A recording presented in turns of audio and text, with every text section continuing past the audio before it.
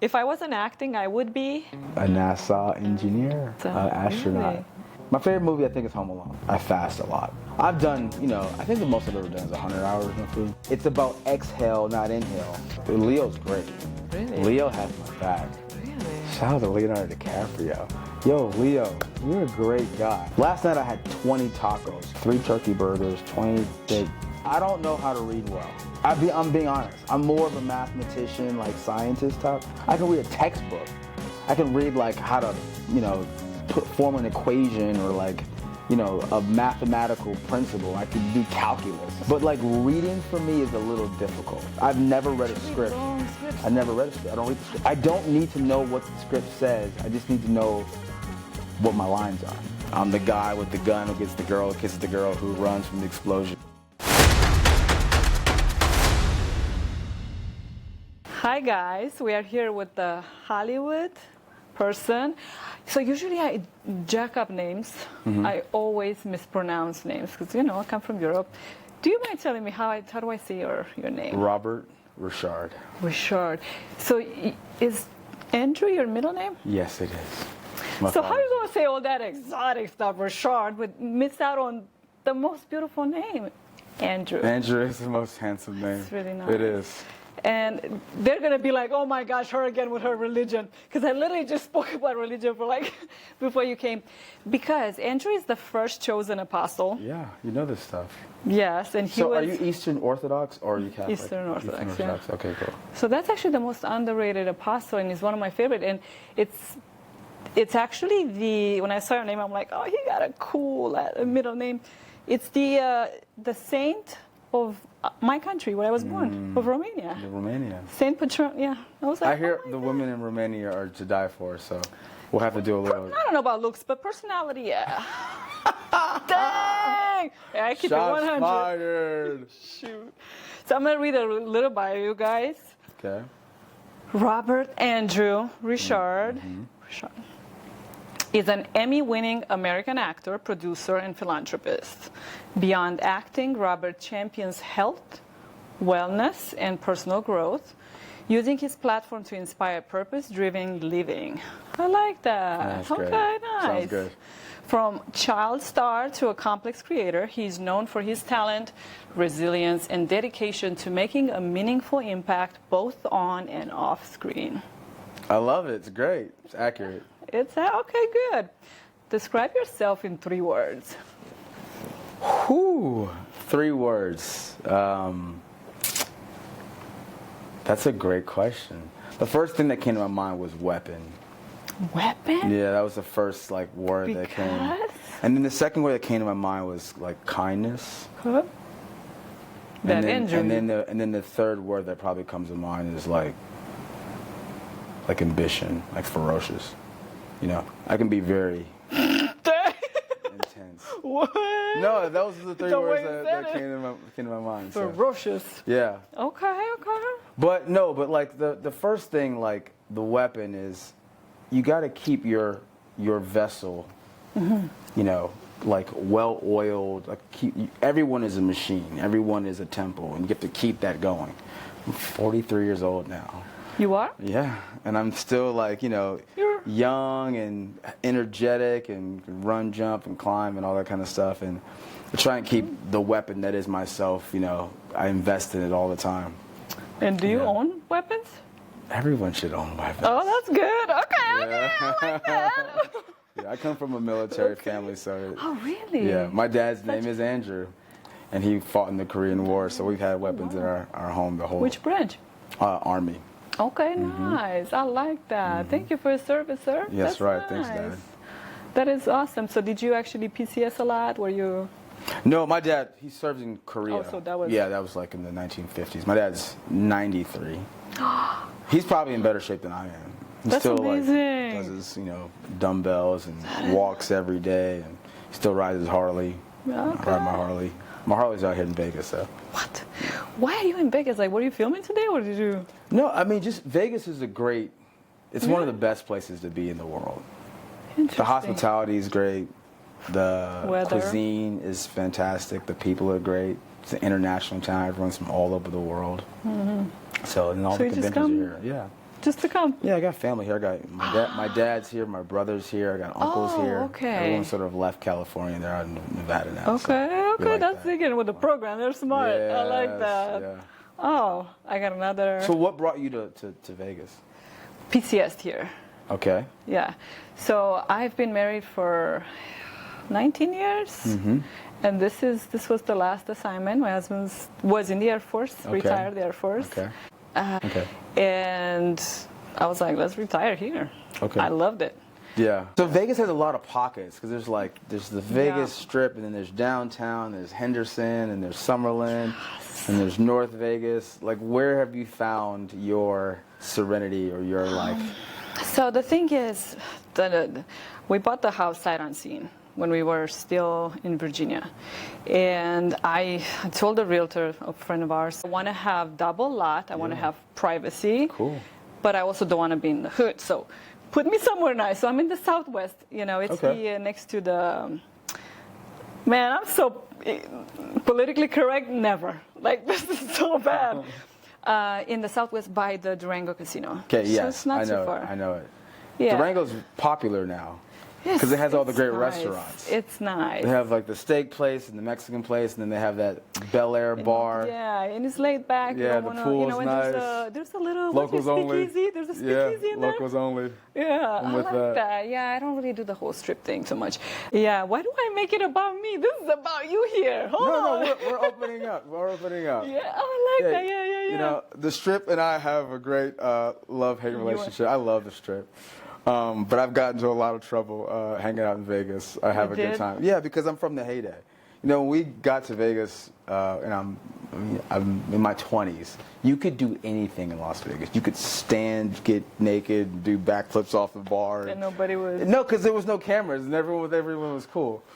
And then there was that one incident with two individuals, one my co-star, Paris Hilton, another very, very popular nightclub owner. They had a little incident, and that's kind of when the Vegas shift happened. And sometimes we get in trouble in Vegas, and I gotta do some ass kissing to the wind. But I love them though. Super Bowl was kind of wild, so we got into a lot of mischief.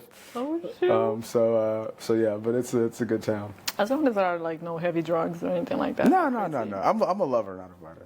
Okay. That's always usually any problem I have is usually me caught with a beautiful young lady. That's usually my go-to. Yeah. And then you have your... Well, I'm trying to explain. I'm like, listen, if you were where I was, you'd be doing the same thing I'm doing. Oh, God. Well, okay. So it's a clean There you go. of, Yeah. Okay. So I'm like, hey, if you got problems, we're going to have to... No. I think they're not problems that my dad would be mad at about, all right. When I was in summer camp, I got into a lot of problems, too, when I was a kid. I was like, that camp counselor was so pretty, so... So you're not married? Not married yet. Yet's the operative word, yeah. Oh, nice. So you're getting there. I'm a romantic. That's nice. I want like a smart, intelligent woman. Good luck likes with to that. talk and work You out. can't have it all in life. No, listen. You want somebody who's a companion, who's your best friend, and y'all can get in trouble. Globe trot a little bit. Ride or die. Keep the conversation going, and then if you guys get old, you guys should still be friends. Go to some events. I love going to events. Mm-hmm. You guys have all the events here. They got the Raiders here. You got the Athletics are coming here. The Vegas Knights are playing great. That's a lot. And now I think a basketball team is going to come too. For the Sacramento Kings, or who's coming? Oh snap! I think so. Yeah, I think the Sacramento Kings are coming to Vegas. I don't know anything about American football, so I'm like, don't take me to that. I mean, what am I going? I'm just going to sit there. But like a basketball, Sunday, just eat, drink, and pray. That's all you gotta do. Right. The wrong order, but yeah. Sure. Pray first, then you drink. Oh snap! And talking about God. Yes. Ask God one question now. Oh, really? Okay, so God and I have a great relationship. Okay, nice. I talk to God all the time. Like, he's not this ethereal person in the sky. He's someone that I have a direct relationship with.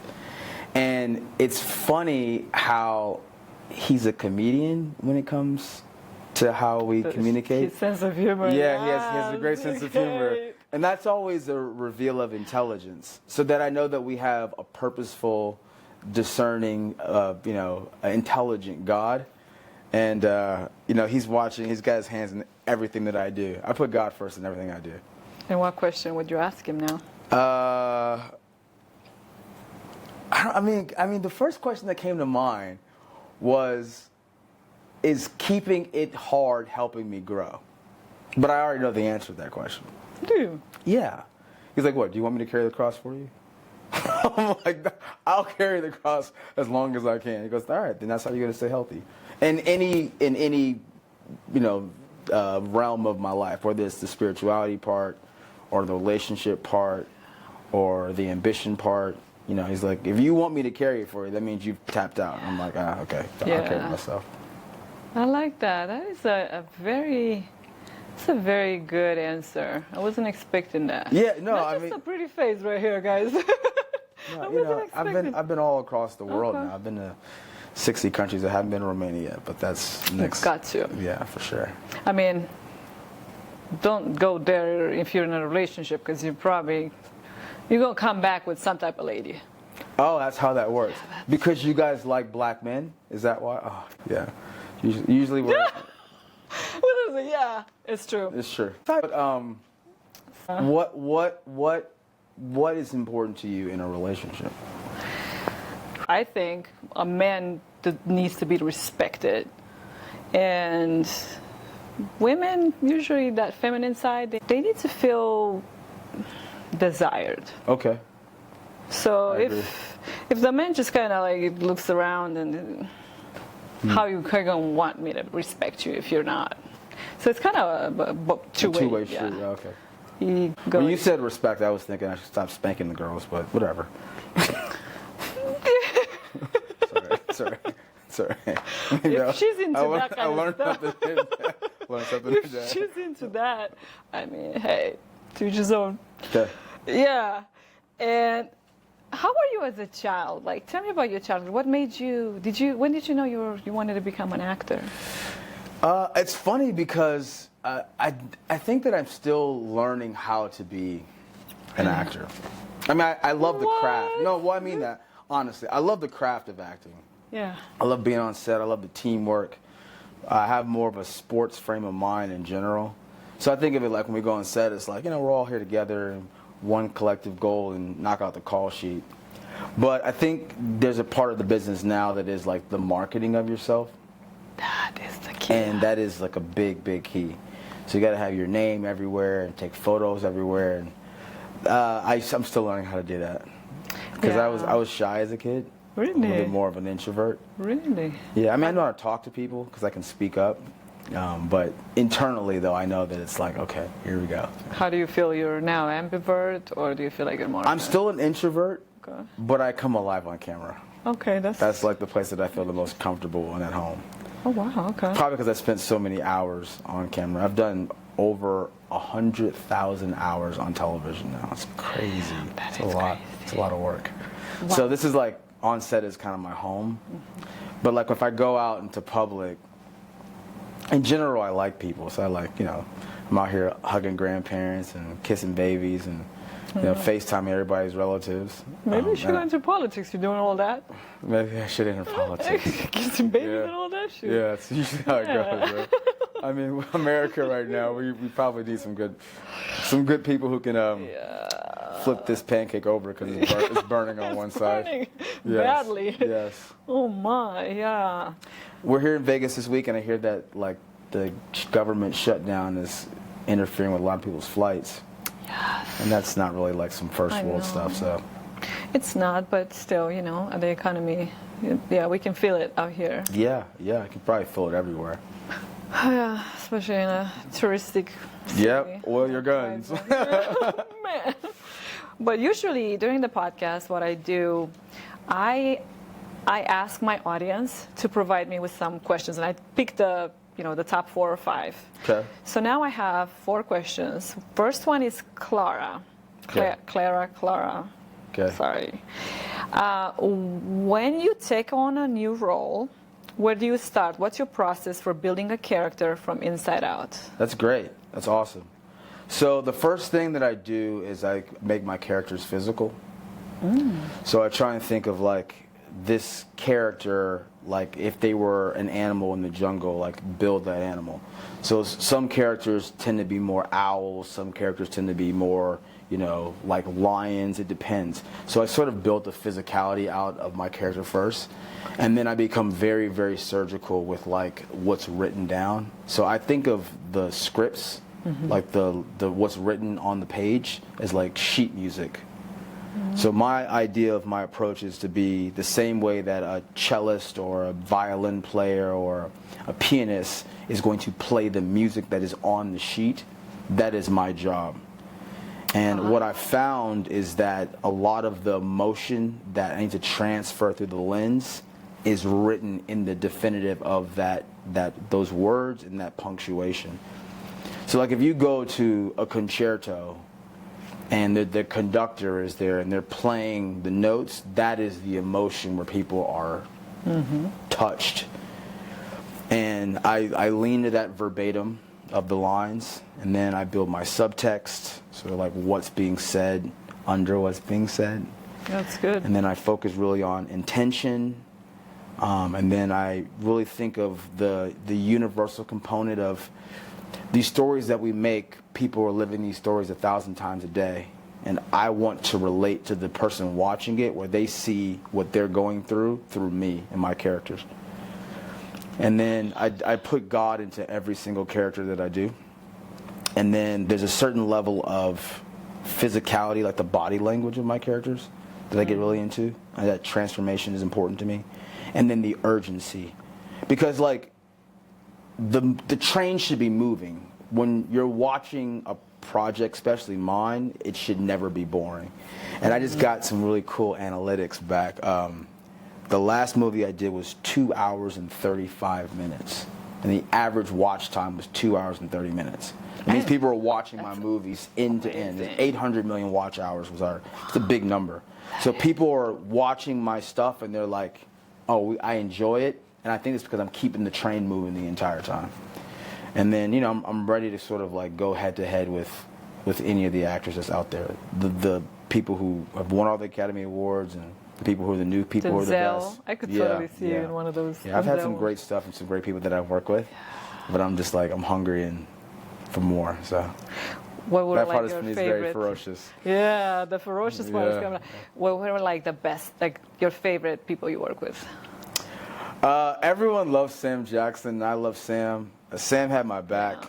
Yeah. But the cool thing about working with them is they don't blink, and I don't blink. Like this? It's not like holding your eyes open. It's like they're certain about who they are in the ring. And so if you think about like a Mayweather or you think about a Tyson, when he's looking at somebody, he's not like blinking. In his heart too. He's like, we're gonna go head to head and fight. And oftentimes the person who is the first person to blink, that person's gonna catch the L. But I don't blink. Let's do a little competition. Who's not blinking? Am I sitting the? First of all, I gotta see if I have lipstick on my teeth because I feel like I do. Okay. Is that it? You keep acting like they have lipstick on my teeth too. Sorry, I just gotta throw that out there. No, we gotta clone you, right? Because you're off the market. You do it. Okay. Dang! You're still not blinking. Oh my gosh. Oh my. What the heck? This one got the eye. So Sam Jackson and Forrest Whitaker. When I work with Forrest, he had just finished The Last King of Scotland, which he won the Academy Award for. It's a great movie. And so I got some time to kind of be on set with these, juggernaut men that are really like the leaders, the Mount Rushmore of great acting.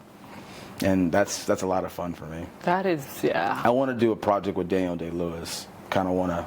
Yeah, that dude is a freak. Yeah. And I think Anne Hathaway, she's a freak. She's so great. She's so good. She's like our like Meryl Streep. Yeah, she's great. I love Anne Hathaway. She goes from one character to another. I'm like, is she human? How do you?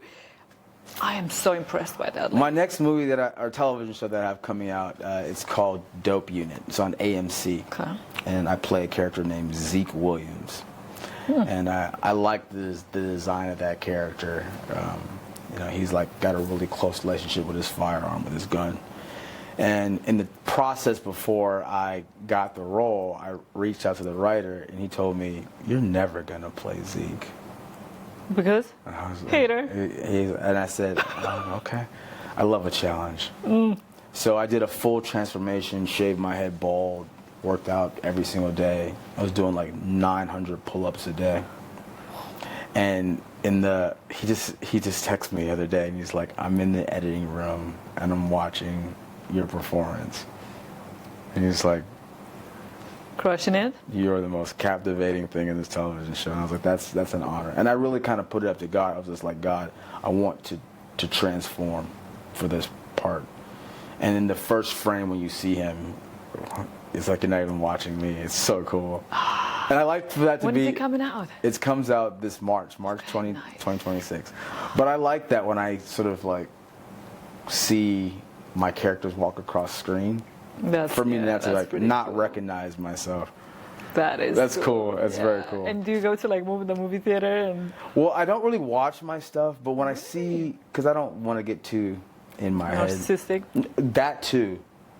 I think part of the reason why I like people so much is because I've never like, I'm on television. I don't have that in me, so I still kind of have the natural. Which is good. You want to stay down stay to earth. down to earth. Yeah, I got the down to earth vibe from you, which is really good. I appreciate that. You just shouldn't forget about Andrew from now on. No, Robert Andrew is great. Yeah, my whole families are all Andrews. Like my dad's Andrew, my brother's Andre, like everyone's Andrew. Oh, you have a brother? Yeah, Nice. so Younger or older? He's my older brother. He's a pilot. He's a helicopter pilot, but from the Army train though. Okay, Army. Yeah. Because I used to be the editor for the Navy aviation magazine, so they're badass. it's a different, Okay, that's cool. That is nice. But yeah, so I when I see like the trailer or whatever, I want to look up and be like, oh, that's not me, and that's a cool. If you can see that. Yeah, and it's cool now because, I walk through airports and train stations and grocery stores and every place, and just watching like how many different types of people like feel comfortable to approach me. Yeah. And they're always pretty like complimentary, which is encouraging. That's nice. I've got everyone from doctors and people who work, blue collar workers and work with their hands, everything to freaking homeless people in San Francisco. Like, I love you. Oh, I'm like, wow. That's great. It's great. So you still have like people come in and All can you the give me an time. autograph? All the time. Oh, that's nice. Yeah. And how did you get like the something, or do you just it's normal when you give an autograph? No, I usually I'm pretty accessible. Most people who are my fans have my phone number. Just because they want to send me a message, I've encouraged them to give me something. That's very nice. Yeah. And I think it's going to tie in with this is actually one of the questions that might tie into what you just said. Okay. James, many actors struggle with identity after early fame. How did you navigate that transition from being seen as a teen star to a mature creative force? Yeah, because you were blowing up in the early 2000s. Yeah, for sure. Coach absolutely. Carter and all that. Absolutely. Actually, that was one of my favorite movies back then. I was like, I used to have so many film. DVDs of that same movie because I wanted to make sure if it scratches, then I got a backup plan. That was such a good movie. Absolutely. Yeah. So yeah, how did you? Well, for a while I was sort of like the Tim Tebow of acting. It's a sports reference, but Tim Tebow was a Heisman Trophy winner in college. Okay. And then when he got to the NFL, they didn't really know what to do with him. He was like, is he a quarterback? Is he a tailback? We put him on defense. Kind of like in the middle. So for a while, I was kind of like in that spray because they're like, is he black? He's not black enough. Is he tall? Is he young? Is he, is he aristocratic or can he do hood? Like I was kind of like in that middle spot. So that was really kind of when I started to really push myself to make my transformations more. And I think also using the gym as a way to kind of get over that hump. The gym? Yeah, the Working gym. out, Yeah. really? So I think the gym has kind of liberated me. Like now, all the scripts that I get, I'm the guy with the gun who gets the girl, kisses the girl, who runs from the explosion. That's all of my... Wins the girl, huh? Yeah, wins the girl, gets the gun, runs from the explosion. That's like all my projects. Dang. And then, and it's now...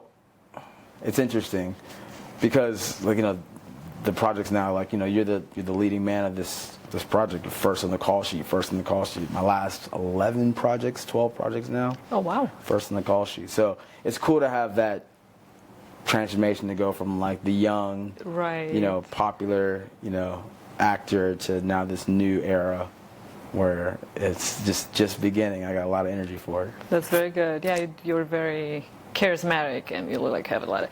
And do you still get nervous in auditions? No, I don't get nervous because I prepare a lot. Okay. So I usually know the script as well as the director, as well as the producers. Oh, wow. And I do the marriage of like the art and the business because they're separate. It's kind of peanut butter and jelly. And so I kind of go, okay, here's the art component, and I know that part inside out. And then now my frame of mind has been in the industry so long, I understand what we have to deliver on the business side. And like, one thing that's deliver is like my posters mean so much to me. Your posters? Oh, I love a good poster. Really? Yeah. Because, everything's on streaming. So oh, yeah. the streaming is Blockbuster. You're just walking down the aisle, flipping through the channels of what looks good, what looks good. So my poster can be next to Brad Pitt's poster, or be next to Anne Hathaway's poster for whatever movie she's doing. Yeah. I better have a better poster. It's true. So that's how I think. And then I think, with the trailer, like, you click on the poster, you're like, oh, this looks great. Oh, Rob's in this. Robert Ri'chard's in this. So they click on it and they watch the trailer. And I want, like, that to be cinematic, where the trailer is, like, the music, and then, like, the intensity, and then it's, like, the stakes are high, and you see my face, and you hear the car crash, and it's like, watch Car crash. and then, like, after that, like, I that's my job, is to carry that movie end to end to being great. It's kind of like, the trailer's kind of like dropping the single. And you're like, it better be a great single. Yeah, but then the album better be even better than the single. Yeah. And I got friends in every industry, so, I've worked with Usher. I'm like, I want to have better movies than Usher has albums. So. He's got some good albums. Yeah, he's got good albums. He's got some good albums. Yeah, some baby making albums, that's for sure. Oh, man. Yeah. Marla.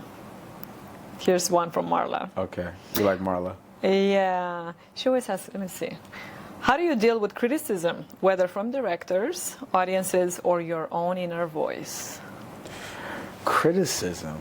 One, I think that I'm a team player. Okay. Two, I think being in sports, I have a high level of accountability. I hold myself responsible for the entire movie. So I think that the criticism, I'm looking for the constructive component in the criticism. And I've learned to be a man and take it on the chin. My dad, the men in my life, I've had a lot of strong men in my life. And like, show me that you're a man, you can take it on the chin. So I kind of listened to it. There's a clip that I saw, a bunch of NFL players. And their coach is firing off on them. He's throwing a clipboard.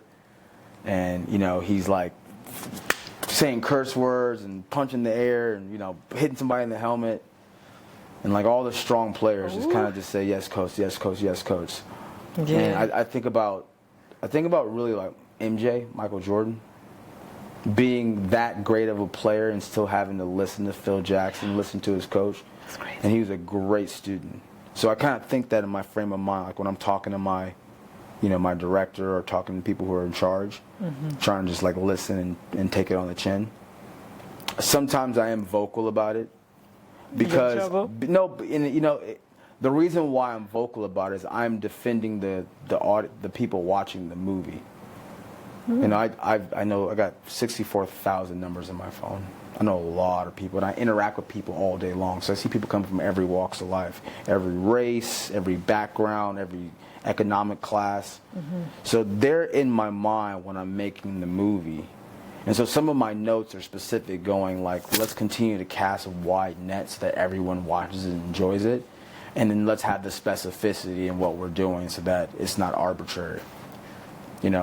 Like there's like small things where I'll like, I just did a movie, it's called Fatally Yours. Okay. And my character, Michael, his name? Michael, yeah, Michael. And we shot the poster. And at first it was kind of arbitrary. Oh, let's just shoot the poster today. I was like, no, we're not doing it like that. I said I really want to like take some time to really design what needs to be presented in this one image. So you wanted a mood board.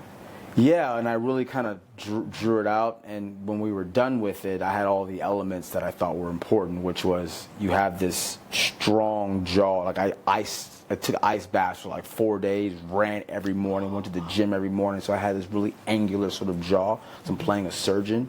Oof. And then having like the glasses, the clear. Is that a horror movie? This is a horror movie that I'm doing. It's I saw a little trailer somewhere. Yeah. It's great. And then I had like these clear, you know, sort of like surgical glasses, you know, no frame, which really draws in like all the elitist people because it's the no frame thing. And then I had like the wedding ring, so now all the men who are married in relationships. Then I had like the scalpel, people who like weapons, and then the lab coat and the stethoscope, and all of that's in the frame when I'm with the girl who's flanking me. And so like now that the poster says fatally yours, you can see that like this man who's very maniacal and, you know, almost like the character you, but that he'll die for like this girl. But it's still a thriller. It's really good. I love it. That is, it sounds really good. And so I made sure all the departments are all in on the same vision. I drew it out. I'm like, we're going to shoot it this day at this time. Make sure everyone's ready. I need my actress to be glammed up and beautiful and in her white dress and very, like, you know, relatable and angelic. And then for me to be, like, the killer, you know? It's good. It's good. When is this one coming out? This is probably Valentine's Day 2026. Okay, so we're going back-to-back situation. Oh, I got a lot coming up. Yeah, it's a lot in the pipeline right now. So what are we promoting? Let's see. So we have obviously you can't speak too much about the movies, right? Just the dates. Yeah, there's Fatally Yours. Okay, I have Game. It's from a rom-com that's great. Okay. I'll send you that clip. And then I've got Homicide. I have The Lies Between Us. I have is that a what? Demon's A movie King. Also? Yeah, Demon King. I'm on a new show called Zaddies that Kevin Hart's producing. Oh, nice. It's great. Okay. And then I have another show that I'm on. What's my other show? Oh, House of Vicious that I played FBI agent. Oh, I like those. That's cool. I'm on Mind Your Business, another sitcom with Drew Sidora. Shout out to Drew. Love you, Drew. And I've got a lot in the pipeline. Some comedy romances, some thrillers. You know, the bad boy type stuff too. It's good. That is really good. Yeah, you're keeping it busy. Yeah, I'm trying to hit everything from every angle. Yeah, we need to see you win an Oscar. That's gonna happen. No question. Yeah. Yeah, I'm claiming that for you. Yeah, there's some good scripts out there too for me, so we'll get there. Yeah. Alexis. Well, I like that you added a keyword, integrity. What advice would you give to young creatives who look up to you and want to break into Hollywood with integrity and purpose? That's great. It's a great question. So if a young person is looking up to me, I would really tell them to take your craft, the learning acting, as serious as you would if you were going to be a surgeon. So I think that a lot of that is starting in theater. And really taking, theater I think really kind of helps you build it's the gym for actors. And so if you're really serious about, you know, being a strong actor, work with a great coach, get into it, do some theater, learn that, and then convert that to the framework that is, you know, what we're doing, the telephone booth that is the frame. And there's a line that Mayweather says. I love Floyd Mayweather. He said, "You couldn't hit me in a phone booth." I'm like, So that's my idea of acting. That I'm like have that much of a palette to be able to paint a story and paint a character with almost not even moving, but the person's moved. So. Having that precision in acting, I think, is what's important. And then also, too, like, you know, take your time. You don't have to feel like you have to just rush learning. You know, just really kind of invest and understanding, procedurals, comedy, dramas, thrillers, all these things, like learn the whole thing. And then one other thing I was saying is, acting is not personality. Like some people kind of confuse the two, where they think, I have a great personality. It's like, you could be athletic. That has nothing to do with hitting a baseball. This is a sport. I love this sport, and I think you should take the time to learn the fundamentals and the technique of the sport. Dang. But the integrity part, I feel like, so my first audition was in Salt Lake City. This big name, I'm not going to say his name. Wait, who was it? Some Hollywood agent that flew to Salt Lake City. I was living there at the time, 2006 or 2007. He came to audition me, and he, luckily I went there with a friend of mine, Kyle. Thanks, Kyle. And it was a hotel in Salt Lake City. I go there, and that was my first time, so I was kind of like, I love Salt Lake City. Yeah, it's nice. People are great. Yeah, and I went there, and I look at the, from what I saw online, it was supposed to be some big lines. You go in the lobby, and you see people, and they have some directions. Nothing, crickets. I'm like, well, okay. Okay. So then I called the number. He's like, oh, it's room 102 or whatever, 10, whatever the number. I go to the room. This dude shows up in a robe. These stories are real. I said, hell no, I'm out. That was it. That was my Hollywood. Yeah, the casting couch stories are all real stories. It happens to a lot of people. Good. I'm like, okay. I'd be further along Eternal Damnation, or I'd be further along if I said yes to some of my female producers. So I know that. But you got to decide, what you can stomach. You know where I would see you? You actually look like this. Has anybody told you look like this actor? Let me see if we can pull it up. I don't know. I feel like you could be in one of these movies. Neil McDonough, yeah. I asked him a question. He answered so well. I really love this actor. He's a God-fearing man, too. He's very, very close. Him and his wife, Ruth. He will not McDonough. do a sexy role. He prefers to be the bad guy. Yeah. So he wouldn't have to kiss on other women and stuff. Okay. I love that. I'm like, this is a... Him and I are overdue for a project together. I think so. Yeah.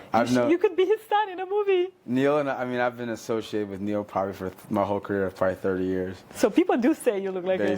They sure do. They sure do.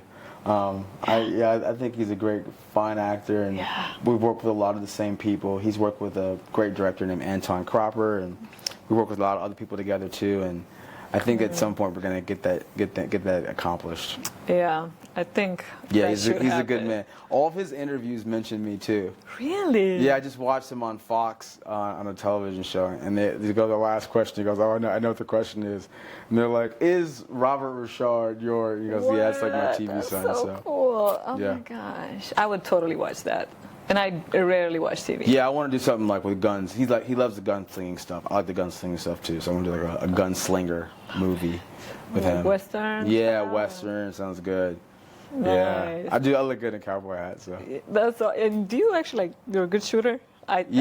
Yeah, I shoot well. I mean, my whole family's military. I've been shooting when I was 2 years old. My Christmas gift. You should go shooting. We should go shooting. I don't think you're as good as I am. I can hit 350 yards out there with a scope. Snap.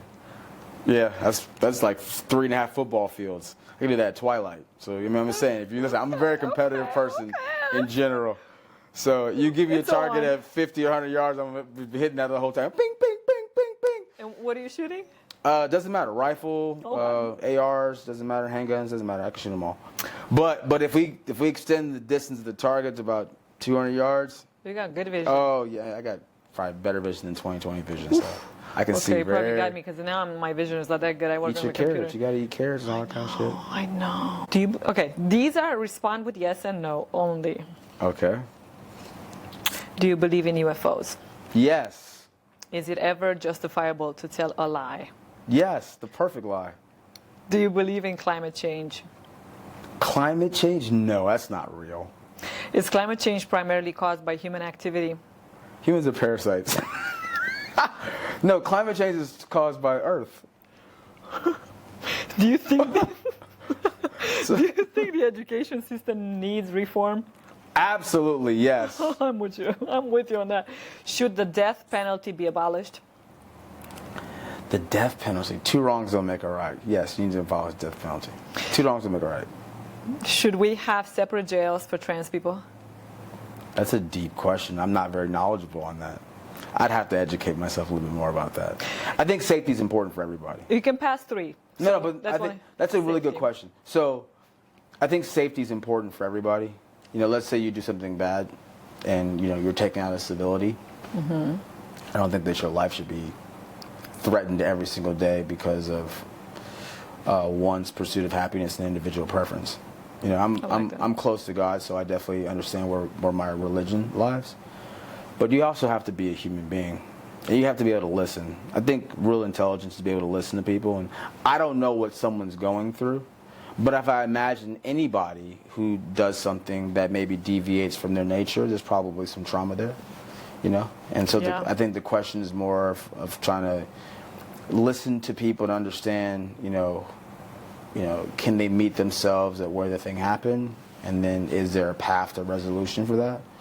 And if someone's struggling that when they're like doing something illegal, I don't know that they should get their ass beat every single day because they don't have the biggest muscles in the world.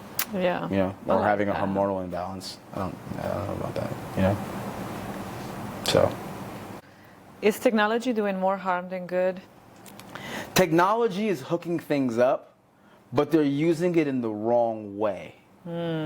Okay, AI should be for traffic lights. It should be that everywhere you go, the AI is like, this car can go because the car is going, they're late for work, and then this car, they're not going nowhere, put the red light for them. The AI should be used for shit to make everything happen smoother, not taking away jobs from creatives. I don't want to see AI making an album. I want to see AI like digging a ditch that no one should be digging. Like if something is like, you know, hazardous or makes the flow for life go better, put AI for that. Like, I want the elevator to know that I'm coming from down, so it knows that I'm late. Use AI for smart shit, not for taking away creative jobs. I don't think the AI should be working with taking away lawyers' jobs or doctors' jobs or something like that. I don't think that's cool. Well, that one lawyer, didn't he get sued? Some lawyer that used AI, and the AI was, Was copyright infringement or what? No, the AI was, what is that? There's a term for it. Oh gosh, I have a lapsus. When it just like goes into its own, it just comes up with random stuff. Okay, so yeah, so, you know, the question is, will AI convert to consciousness?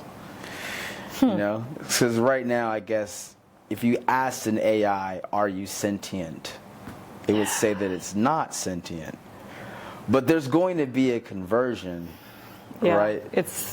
And, you know, this is one of the best movies, I, Robot, with Will Smith. Oh my gosh. Because all the robots, they're like aligned, and then they have the rules. Scary. Right? The 3 rules were never harm a person, always listen to commands from another human, and never harm yourself. And then in the movie, one engineer created a question that perplexed all those 3 rules, and that robot killed the engineer, and that's what he was trying to prove. He sacrificed himself to show if you can, there's a loophole outside of these 3 rules, and the robot had to kill me based on what I told it to do, it not being able to hurt itself, and it not being able to hurt another human. So we will get there in the creativity, and there needs to be a new chapter of law that is sentient versus non-sentient legal. Especially because AI hallucinates. Vertical. That's the word, hallucinate.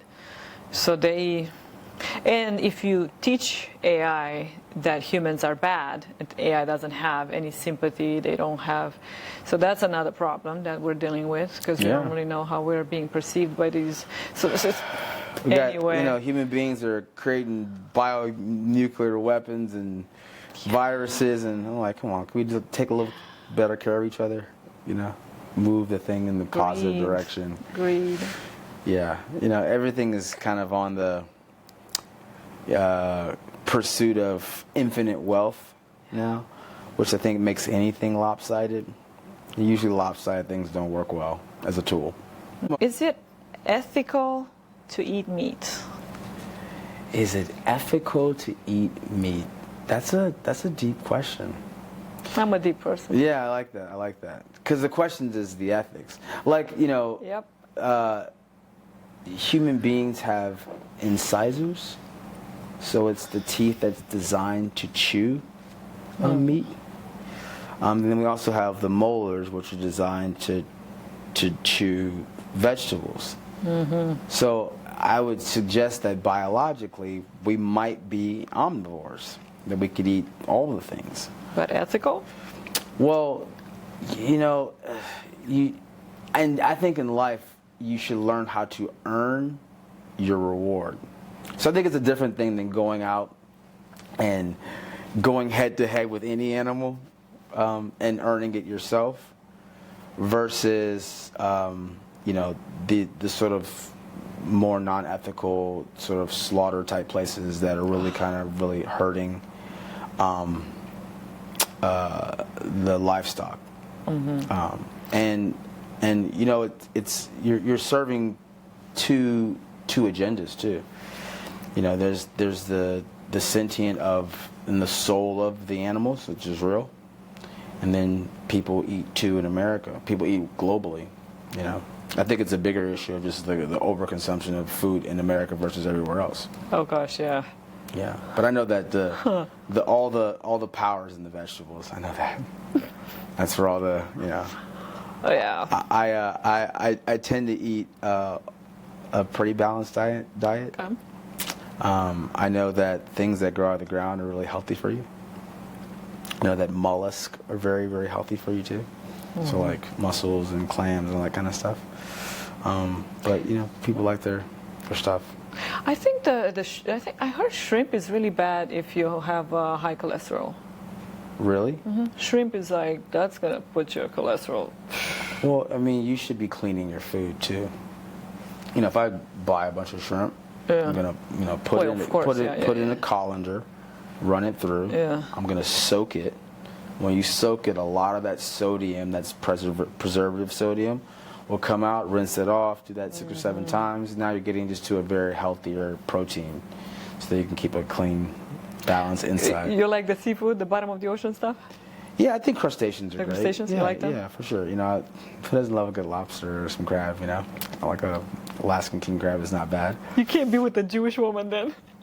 They don't need that stuff. They don't need that. Yeah, I mean, but I think every religion has the things that they don't consume. Right? Sure. Like certain religions don't do pork, and certain religions don't do. So Yeah. does anyone? Some people are carnivores. They don't even believe in eating anything that's vegetables. Dang. Which ones are those? I don't know. So there's everyone's got a different preference. That's true. We all got to get along. Yeah. So, can money buy happiness? Money amplifies the current state. So I don't think money buys happiness at all. You have to. Money is partly a tool. It's tender to be able to get to solve certain things. Keep the lights on, take care of your kids, take care of your family. But I think that everyone innately should be able to earn enough to not have to choose between essentials. If you're choosing between, health care and gasoline, that sucks. It sucks for anybody. Yeah. So there's a threshold there.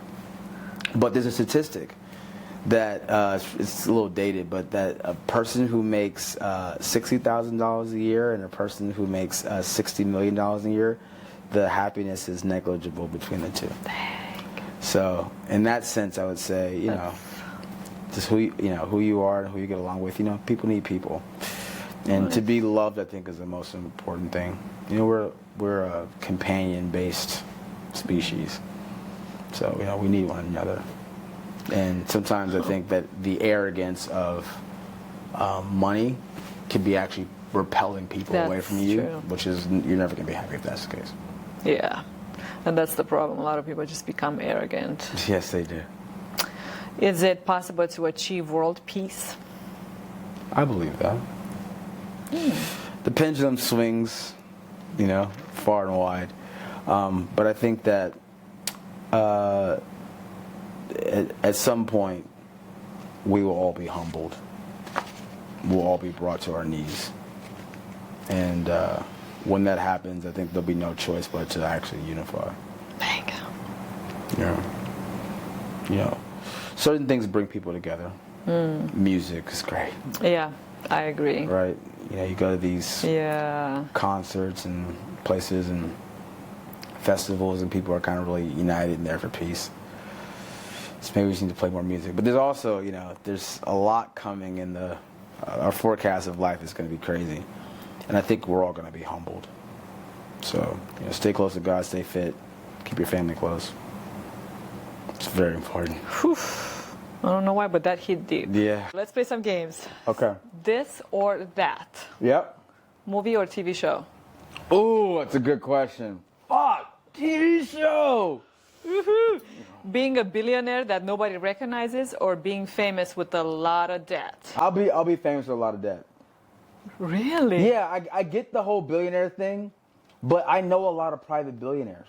They all call me to have fun. Huh. Like, to think about the fact that, like, people have billions of dollars, and they, like, call me, like, Rob, it isn't the same with you, without you. So I'm like, oh, I must have some currency to even someone who has endless money. Like, if someone's got a yacht and a plane and a fucking train, they got everything, but they're still bored.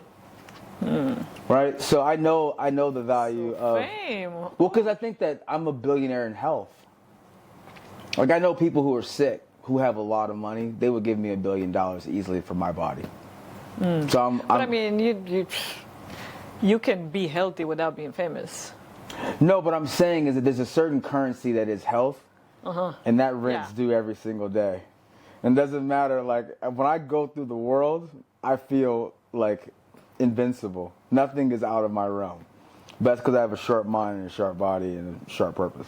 Yeah, that's a different. So, you know, you've got, you know, okay, when you get the Lamborghini, after a week and a half, it's just the car. Like, it's still the same radio, it's still the same potholes in the street, still the same fucking stoplight. It's not like it's a fucking, you know, spacecraft you can fly. So it doesn't matter what you have and what you own. After 2 weeks, the novelty is going to wear off. And do you think the paparazzi are not going to be, like, annoying after a while? You have to learn how to use every tool. Because I've always found it very ironic that people in Hollywood, a lot of people in Hollywood, before they become famous, they're like, oh, I want to be famous so badly. But then once they become famous, they're like, oh, I want privacy. So it's like, wait. You can never make anybody happy. You know, when it's 65 degrees outside, people are like, I wish it was 90 degrees. When it's 90 degrees outside, they're like, so fucking hot. I'm like, human beings, they can never satisfy a human being. Yeah, once they have that, they want something else. Yeah, for sure. Yeah, it's true. Yeah. Comedy or drama? Let's go with comedy. Comedy, really, huh? Yeah. Oh, morning Because person? the best movies are comedy movies. Really? Like there's your- Something About Mary. Oh, yeah, that's a good one. That's a great movie. The movie made $435 million. And then, like, you know, movies like Hitch are great. And then all the Adam Hitch Sandler was great. movies.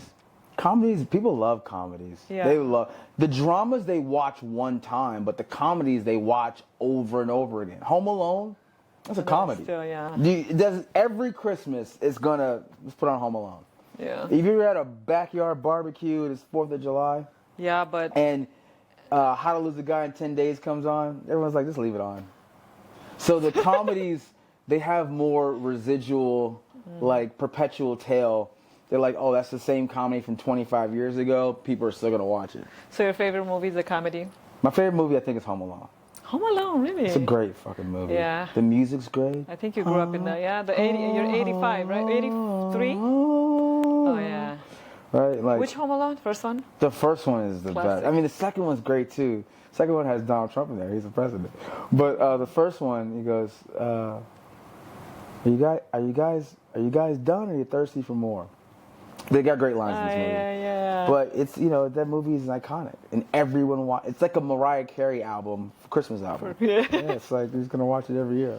It's a great one. That's actually my favorite Christmas movie. Morning person or night owl?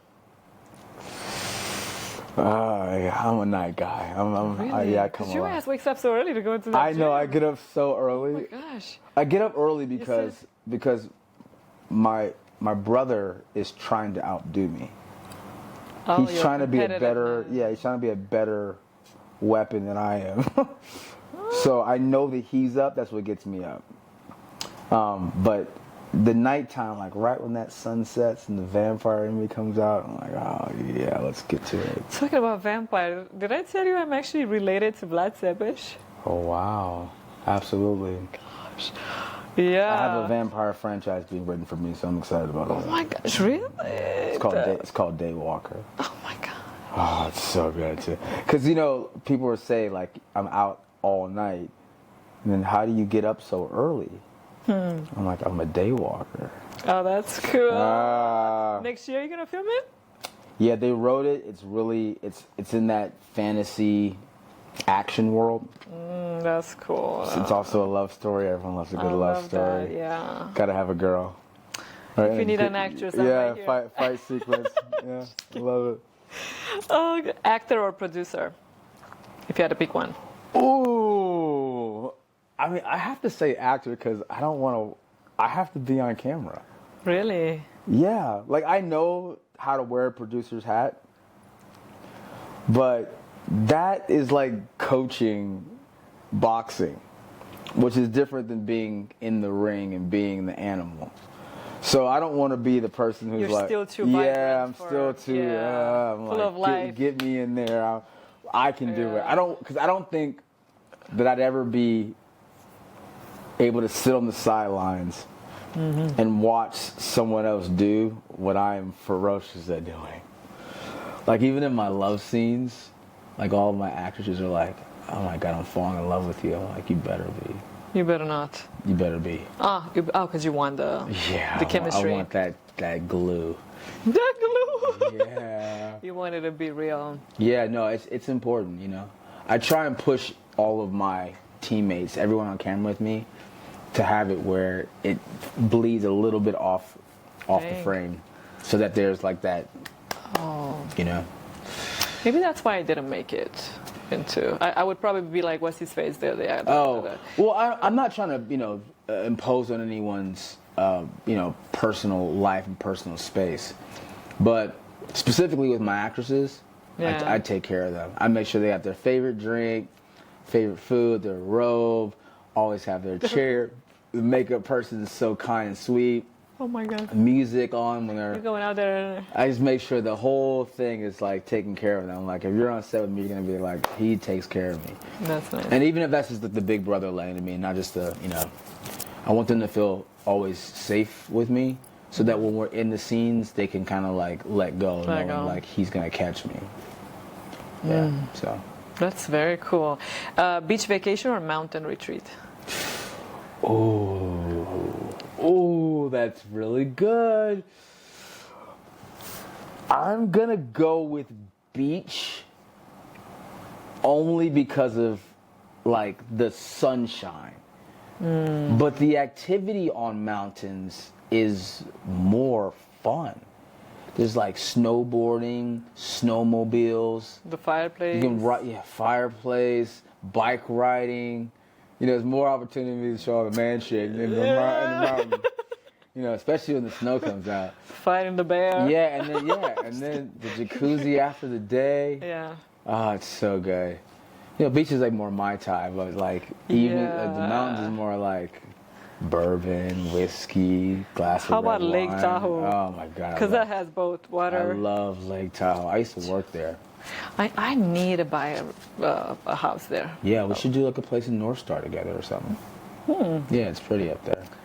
Heavenly Squaw, fucking Tahoe That was would be, beautiful. yes. South Lake Tahoe. I was like... Yeah.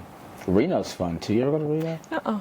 Oh, it's wild up there. Yeah? Really? Yeah. Reno? Really? Yeah, it's different than Vegas. It's a lot more. It's just fun though. You get more into the gambling and. Okay. They gamble over there. Do you gamble? No, I don't gamble. Fucking this thing. I'm betting on me. But I think it's fun. Like when I heard that they were bringing Uno to Vegas, I thought that's the best thing Vegas could ever do in the last 30 years. If they brought a Uno tournament to Las Vegas, millennials would go nuts. That'd be a whole new, that like, would be... aggregation. People from all over the world. Like, everyone believes they're the best Uno player. They should bring Uno, Jenga, like all the games all the games that people played as kids should become Vegas games, at least at one hotel. There should be like a Twister tournament. Oh, yeah. You're onto something. Twister, Jenga, Uno, a couple other games too. Can you trademark that idea? See, I'm like, right, put it in there. Like, hire me. Somebody's going to steal this and run with it. Shit, they better hire me. The face of Twister. That's actually pretty cool. Right? Lingerie Twister would go off. See, I had to go there. Never mind. I'm raised by wolves. Like America already has too much divorce going on. I'm raised by wolves. Never mind. Sorry. Oh my goodness. Second game. Movie and TV character match. So I'm going to give you random character traits or scenarios, and you have to pick which of your past roles would handle it best. Who would survive a zombie apocalypse? Bobby Walker from Cousin Skeeter or Arnaz Ballard from 101? Arnaz is a moron. He's an idiot. Arnaz is not surviving anything. I'm like, come on, dude. Like, what is going on? Like, how blonde are you? Seriously. Arnaz doesn't know anything, okay? So he's not surviving a zombie apocalypse at all. At least Bobby's got Skeeter. And Skeeter and Bobby come up with a little game plan and more of a strategist. They're going to figure it out. Arnaz ain't figuring out shit. There's no way. Oh my gosh. Which character would make the best motivational speaker? Clay Crosby in His Father's Shoes? Yeah. Or Blake from House of Wax? Oh, Blake, for sure. Blake from House of Wax. Really? Yeah, he's definitely more motivational speaker. Because he's taking charge. He's letting everybody know they're fucking up. And that's where good motivational speaking is that you are not where you need to be. You need to go from here. He's more the athlete. Right, he's gonna take it up a notch. Of the other ones, he's gonna cry. What's his name? In His Father's Shoes? Clay Crosby? No. Is it Clay? From In His Father's Shoes? Yeah, Clay. He's gonna cry. Fucking cry, baby. I think when did you film that? In Toronto, Canada. Toronto. Oh my God, the girlfriends I met in Canada. Oh, I still dream about them. Which one was the one that? This was cracking me up. So good. Oh, Laura my goodness. Vandervoort. Oh my God. Yeah? Yeah, Naomi Lee Allen. Oh, you remember all of them? Tiffany Michael. And what happened? Adrienne Cohn Goudreau. Oh, it's Canadian girls. So why didn't you keep one of them? You fall in love, then you also have to mesh for family. Because I'm definitely more of a family guy. So it's got they weren't wife material. Well, you gotta have wife, and then also the parents. You gotta know that you want to have kids. Talk about that on the first date. That's a very first date. Do you want kids? Is an open-ended question. And if they say whatever their answer is, it has to align with your answer. That way you understand this is a forever thing, or this is like a right. What's this a? So they all said no kids. No, they say kids, but I know that I want a lot of kids. I want a lot of kids, and I'm very particular about a wife because the kids come second. They're gonna be all right. The kids, they're gonna survive. They eat candy and ants and crickets and cockroaches. They're gonna survive. Don't worry about them. It's about us.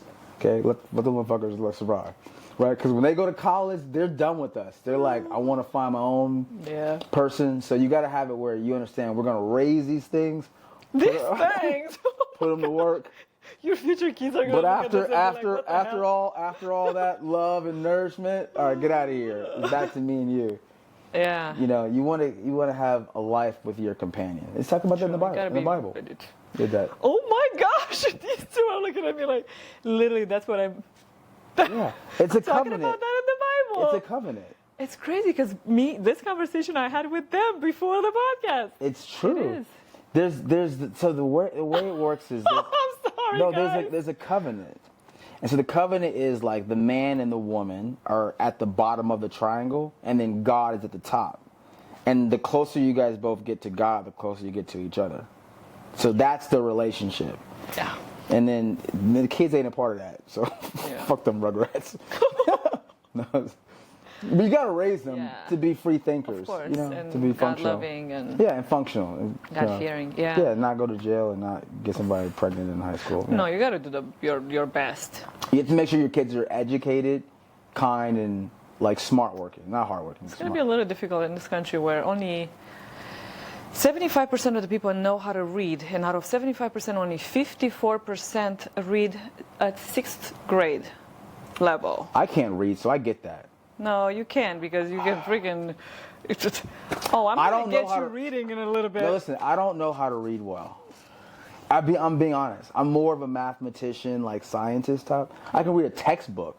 I can read like how to, form an equation or like, a mathematical principle. I can do calculus. Okay, that's. But like reading for me is a little difficult. I've never read a script. Read long scripts. I've never read a script. I don't read the script. How do you? I don't need to know what the script says. I just need to know what my lines are. Now I'm fascinated. Okay, this is really good. This is really good. Oh my God. This is really what good. the heck? So there's only 22 stories in Hollywood, which are the Shakespeare stories. So when I'm talking to a producer, I'm asking like, what are we trying to sell here? Is this a love story? Is there a fight? All stories are love stories. Even if anyone's fighting, if there's a war. There's always some love interest. It's always love stories. That's why they bring me in. Yeah, so I got this. so all the love stories. So I get to the particulars. I'm like, okay, so what's the poster? What's the trailer? I'll take it from here. Okay. And if a director or producer doesn't know that, I'm like, we should figure that out. And figuring that out has nothing to do with knowing the script. Wow. It's kind of like building a house. Because when you're building a house, you don't need to know like the composition of a brick or like what type of wood that is.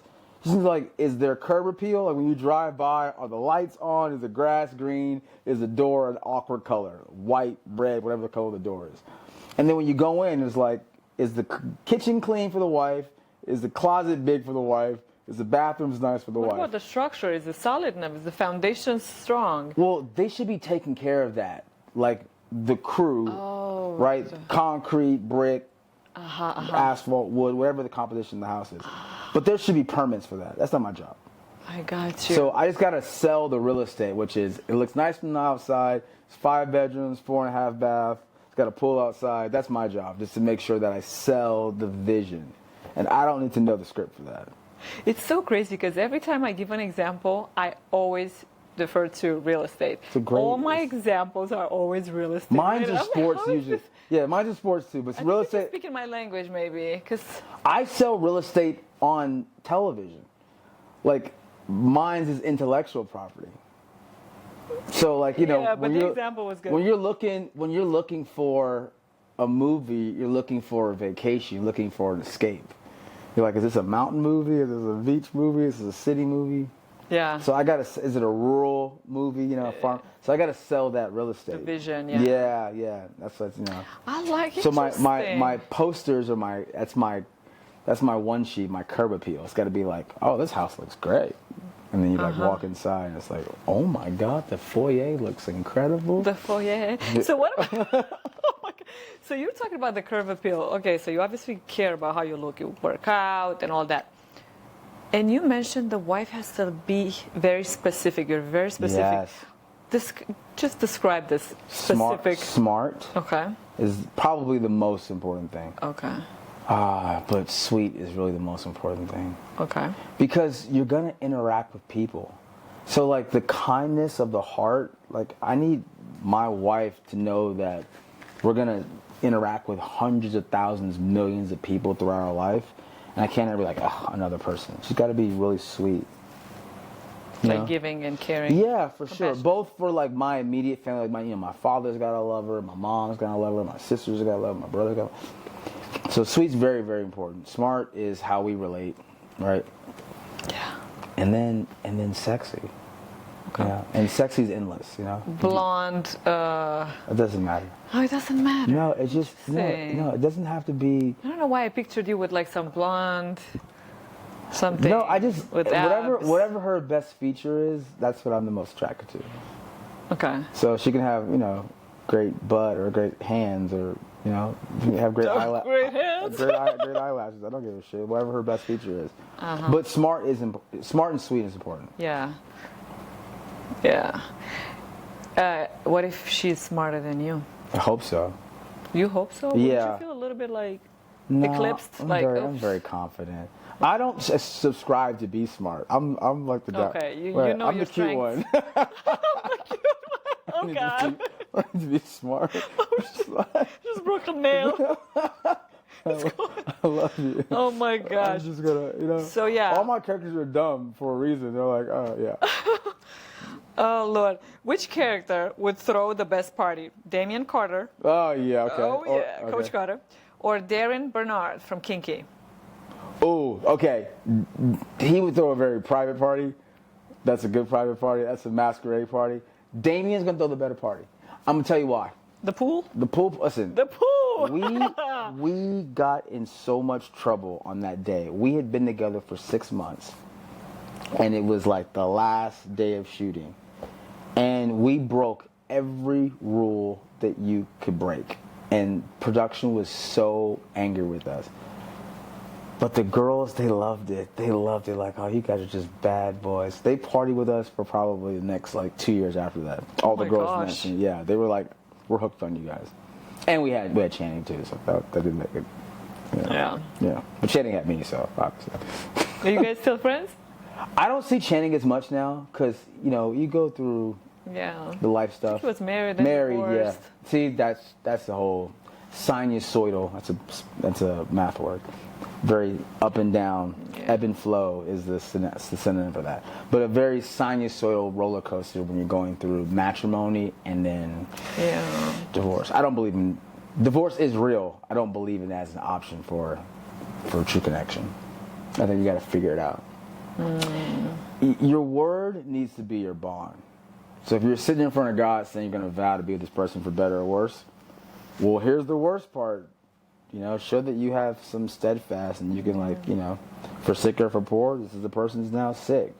Unless and somebody cheats. If it's a cheating situation, I think that's... You should not be without your wife. It should not someone's gonna hang me when I say this. It shouldn't be cheating because your wife should be there. Yeah. Your wife needs to be in all the debauchery that you're doing. You need to be calling her being like, we're about to get into some shit. And then she's like, all right, here I come. I'm like, put on some laundry, let's go. Your wife needs to be the person that you call to get in trouble with. Because no matter what you do that's bad, you'll tell your best friend. So that should be your spouse. Yeah. I know my brother knows all of my shit. I need to find somebody that I can tell all my shit to. That's why it's important on the first date to be super honest. Because then she can buy into that. She's like, oh, he's you don't want to he's a waste nutcase. time. Yeah, no, but if she knows that I'm a nutcase and she comes on the second date, then I'm like, oh, she has a chance to fall in love with who I really am, and I don't have to hide. Yeah, very transparent. Yeah. The first date should be 21 questions, get intoxicated, see how you guys, when the goes from timid to fearless. You should see that whole gambit as fast as you can on at least the first 10 dates. 10 dates. Yeah, 10 dates are important. And what would you do? Let's say, first 3 dates? Okay. People hate me for the first. I think the first date should be a concert. They hate you on the first date? Really? No, I think my choice. Okay. I don't want to eat. A concert. Yeah, concert. Let's go get I want to be on our feet. So concert, sporting game. I think the first date you shouldn't be looking at each other. Okay. You should be looking out at something else. How are they really? Well, because then there's others? So some people like to do dinner on the first date, and I'm like, you guys don't even fucking know each other. So you're gonna stare at the person Leave. But if you go on a date where you're looking at something, a game, a concert, a performance, even if you're going for a walk, then you're not staring at each other, and then you can feel the chemistry between you guys almost physically. Yeah, that's Am I attracted to this person without having to look at that person? And then on the second date, that's more wine than dinner. I think the second date should be more wine because now you guys have talked about things and now you see where the humor is. And then after that, then after that you should do a formal dinner But the dinner should be, the guy should take care of it. Oh, yeah. No, the guy should take care of it before she's ever there. Oof. Okay. So I'm not order letting. for her? Yes, for sure. I'm not letting you order. Like, How do you know what I want? if you don't like what I order, we should be married. The dating, That's a good one. That's a good one. right? The dating should be, I'm the leader. So if you're getting into this vehicle with me and you like how I pick things without your input, then we're gonna get along great. Like I'm gonna make sure that you get, Wow. what's it called, I salutation? thought about that, but it's actually pretty. I'm not letting you order off the menu. I'm gonna order off the menu. So what would you order right now? It's Thursday. This is a vegetarian night. It's Thunder Thursday. Oh shoot. Yeah, this is a vegetarian day. Okay, that's awesome. So we got to go to like some place that had. No, we'd probably go to either like a vegan restaurant tonight. Don't you want to leave that on a Friday? No, Friday's Fish Friday. Come on, you're Eastern Orthodox. You know this. It's Friday is a fish night. So white fish. Because it's date night too. Also, it's God, the Lord. Like Good Friday. All of a sudden, you can't have meat ever on a Friday. So Friday is actually for Christian Orthodox. Friday is the vegan one. Thursday is the white make fish. any sense. It is. No, let me tell you why. That's when Jesus is crucified on a Friday. So you're supposed to eat the least. Good Friday is when he broke the fish. That's when he spread fish on everybody. The fish is on Friday. Fish Friday. No, they beat him up, and actually, remember, because Shabbat. Yes. Okay. They basically on Shabbat they were like, well, let's hurry up and make sure that he's on the cross. So Friday is when he passed, right? Gotcha. Yes. And then resurrected on Sunday. But on Now all I'm getting all twisted. What's on all the religious holidays, the Friday of the religious weekend is for fish. That's when you have. Catholics, yeah. Yeah. Okay. So I'm Catholic, right? You are Catholic. Yes. But you're Eastern Orthodox, so your Christmas is January 7th. No, I still celebrate it by the new calendar. Okay. I celebrate it with you guys. Okay. But Catholics and Orthodox, they used to be the same. Same one, yeah. Yeah, and then we split. Then we broke up. Yeah. I know this. But Thursday, the reason why it's a vegetable night is because the weekend you're going to go to the beach and get in your bikini.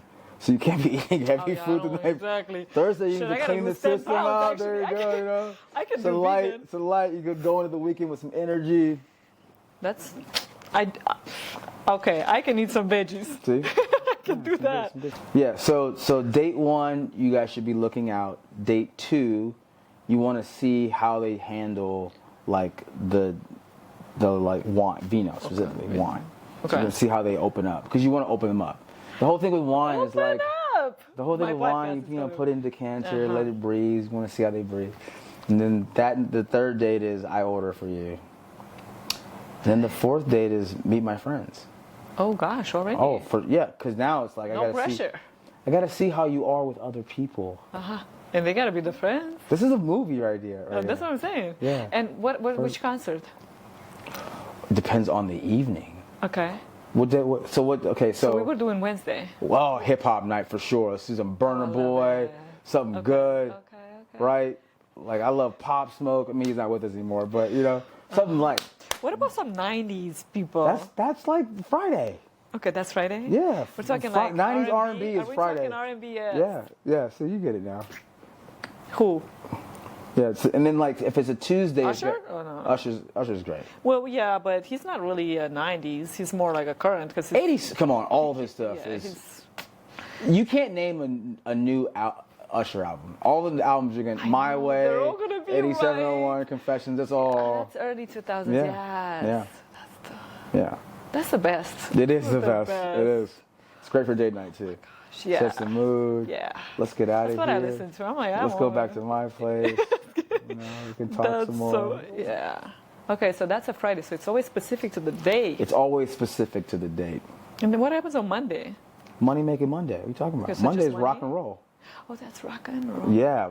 If it's a Monday concert, we got to go see like a Steel Panther or go see, a good band, electric guitar, drums. Okay. What about a first date in the church? It's got to be a church that plays music, though. I mean, all churches have some type of music. Yeah, but it's got to have a band, though. That's a Sunday thing, too. You need like a rock and roll band, like a country band at the church. How you gonna be a Catholic doing going to rock I and know, roll because church? Catholics we don't have bands in the Catholic Church. Have you ever been to? You've been to other churches though, of like all I denominations. have been to one of those mega churches back in the day. Okay. And I just didn't really understand the whole, like, Jesus wasn't out there like, he wasn't a rock and roll rock star. Sure. But you got to go and see every religion and how they pray. Yeah, I have. Because that level of, understanding and theology is going to help you relate to people. Like, I went to a Hindu church. Uh-huh. And they told me something that was really profound. They said every religion is the vehicle that you prefer to go to the same direction to God. So it doesn't matter if you believe in Buddhist or Hindu or, the Torah, we're all going to God. And some people like a SUV, some people like a sports car, people like to take the motorcycle. And that's just, the religion's just the vehicle you prefer. Yeah, the route that you want to take. Yeah, exactly. The vehicle that you prefer to be in on the route that you're going to God. Yeah, okay. I can see that. Yeah, So, Yeah. I've done Catholic Church in like a lot of languages, like Korean, French, German. Oh, wow. It's great to follow in church. You know all the moves. Up, down, up, down, up, down, up. Yeah. Shake their hand, communion. Right? Yeah, Peace and be with you. you get communion? Yes. Mm-hmm. Have you been to Italy? I have. You have? Yes. He said I have. Yeah.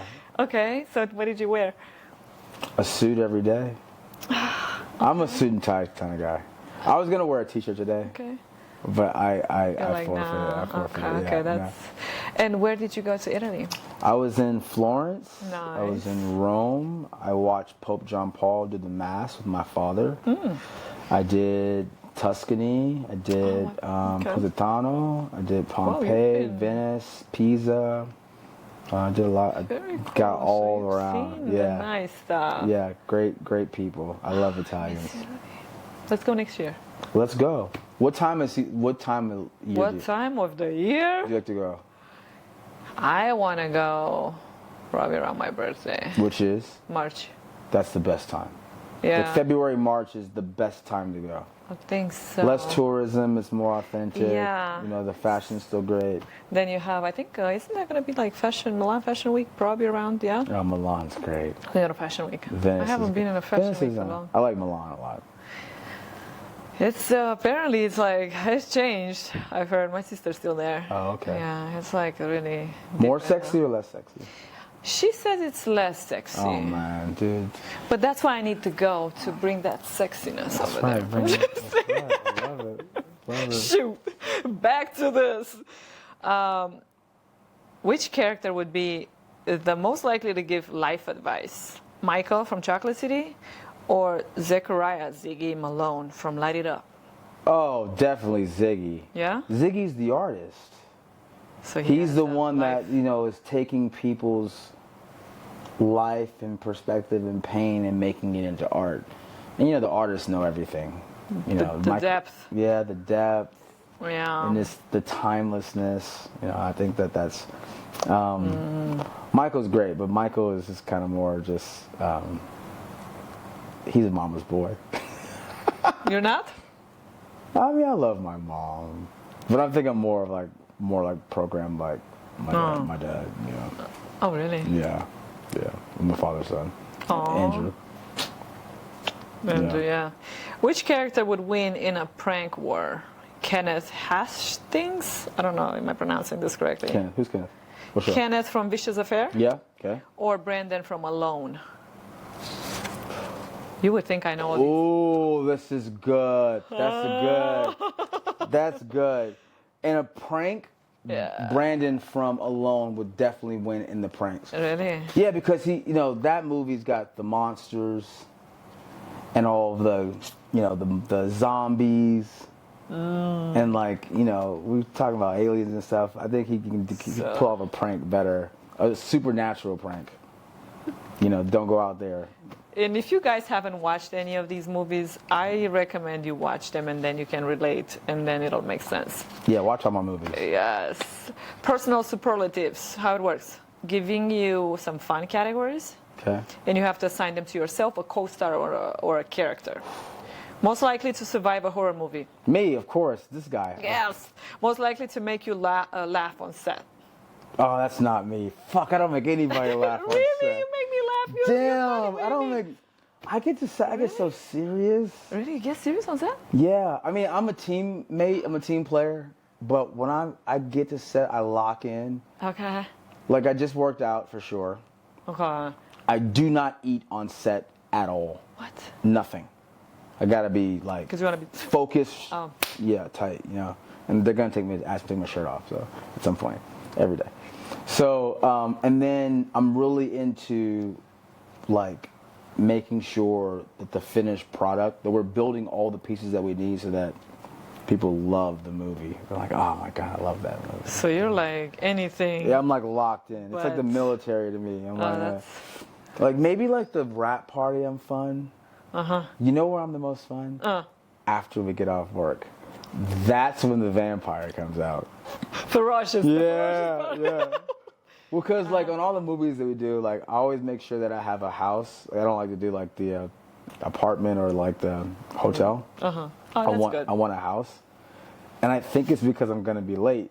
So if I have a house, the car's right outside. If you're in an apartment building or a hotel, you got to take the elevator, steal your valet. You know, it's going to take I'm like, I don't need those variables. I need to be like, the car is out front, key by the door, run, be late to work. I try and get on time. But then I can host all the after hour stuff. My refrigerator's stocked full of alcohol. All of it. You're a drinker? Oh my God, I love a good drink. And I have everything. Okay. Because I know like the ladies like the fruity drinks. Mm-hmm. So that's the blender. Mm-hmm. Have like watermelon or like strawberries, a little like lime, mango, make a little mojito. Something, you know, that they like. What's your favorite drink? My favorite drink? It might have to be whiskey. You know what? I might go a little bit further and say araki. No sweet. I don't mix any sugar. Old fashioned is not. It's no, sweet? It's too sweet. It's too sweet. No, araki. What is araki? I don't It's know like a Greek. Like spirit. They don't have it in America. The Greek, yeah, we have it at our church. Yes, you do have it, araki. What? Yeah, I like that. I like absinthe, cachaça. Like a man's drink. Like actual. Yeah, like a man's drink. Yeah. Or like on the rocks, or. Yeah, on the rocks. On the rocks, maybe like a lemon wedge or a lime wedge, maybe, depending on how cute she is.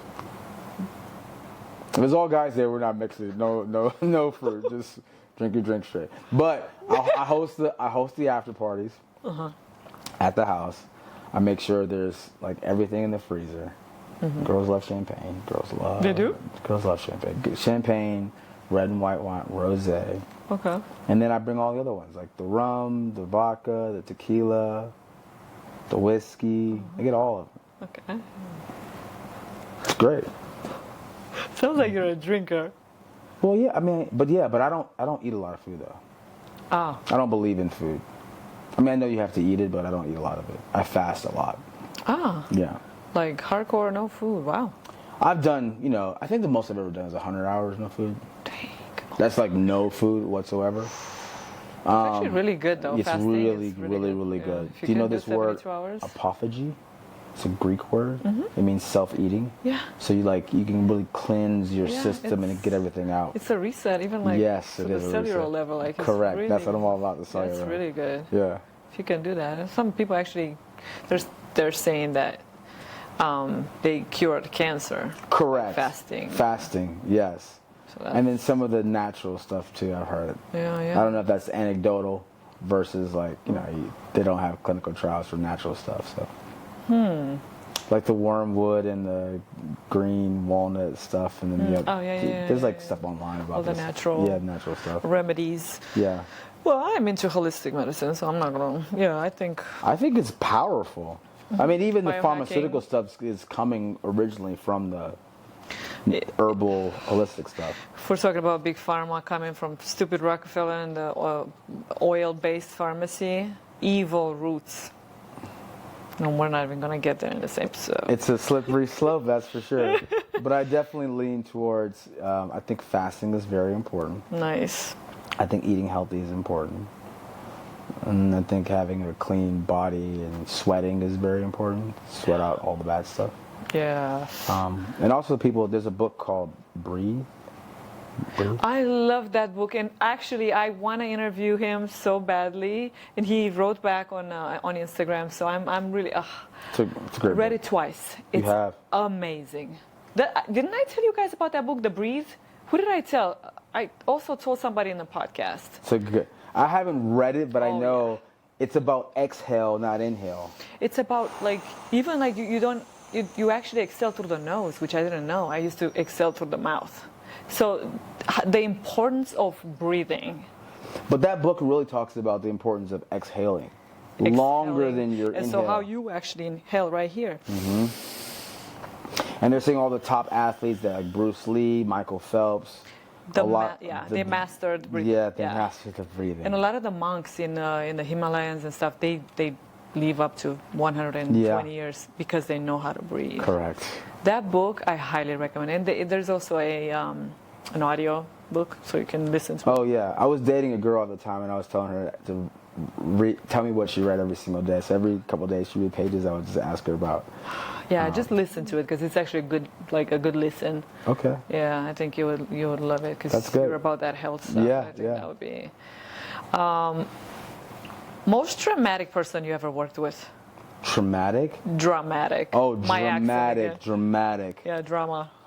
Like a drama queen. Oh, yeah. I've worked with a drama queen. I don't like selfish people. Me neither. There are a lot of them in this world. I worked with, yeah. I've had a lot of great people that I worked with. A lot of the big celebrities have been great, been fantastic. But there was one person who was on my set who was a wrestler, like a female wrestler. Female wrestler, okay. Like I just just so unkind. Oh, and, and selfish. And I just think that's just a poor quality of spirit. And I don't like that at all. And, you know, you gotta, it's construction. Mm-hmm. And we all gotta sort of like look out for each other. And I don't think that anyone should be arrogant and talk down to anybody who's doing the best they can for the job that they were hired for. And, you know, sometimes there's a class thing where people think that they're better than other people. I'm like, you're not better than anybody. I mean, you might do a different job than them, but, you know. So I don't like that. And I usually defend, like, my crew, people because they show up earlier than us. Mm-hmm. They get to work at like 4:30 in the morning. Oh, gosh. And they leave at midnight. I'm like, they sleep like 4 hours. Mm-hmm. You give them a hard time? Like, yeah, the camera crew. They're brewing the coffee that you get there, and you're like, where's my coffee? That's the person that's brewing it. So I don't play that shit. Yeah. Yeah, but so when someone's arrogant, I'll try and get them kicked off a set. Oh, I'll get them fired. Really? I'm like, you want to be arrogant? Go be arrogant on your own court. What if it's Leo DiCaprio? Leo's great. Really? Leo has my back. Really? Shout out to Leonardo DiCaprio. Yo, Leo, you're a great guy. I've spent time with Leonardo DiCaprio. Okay. And you know, he's like a big brother. Yeah, you can't fire Leo.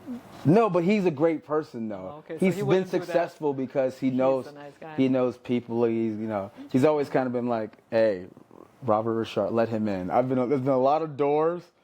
Oh, nice. That I have seen him on the other side of the door, and there's a security guard, and he goes, oh, he's good, he's with me. And Leo calls me, and he's like, come have a seat, chill with me. I'm like, yes. That's good. So I love Leonardo DiCaprio. He's oh, a good wow. man.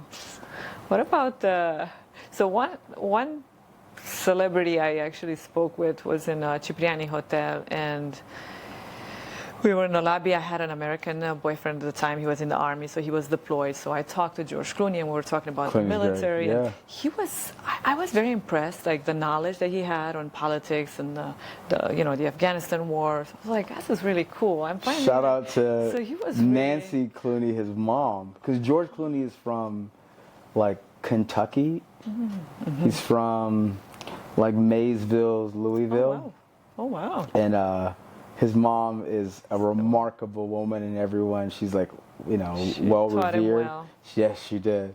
So he's kind of like a derivative of the original copy, and that's Miss Clooney. She's I great. like that. Oh Yes, wow. yeah. So all these, all the right people. What about you? And I like that you're actually not bad mouthing anybody.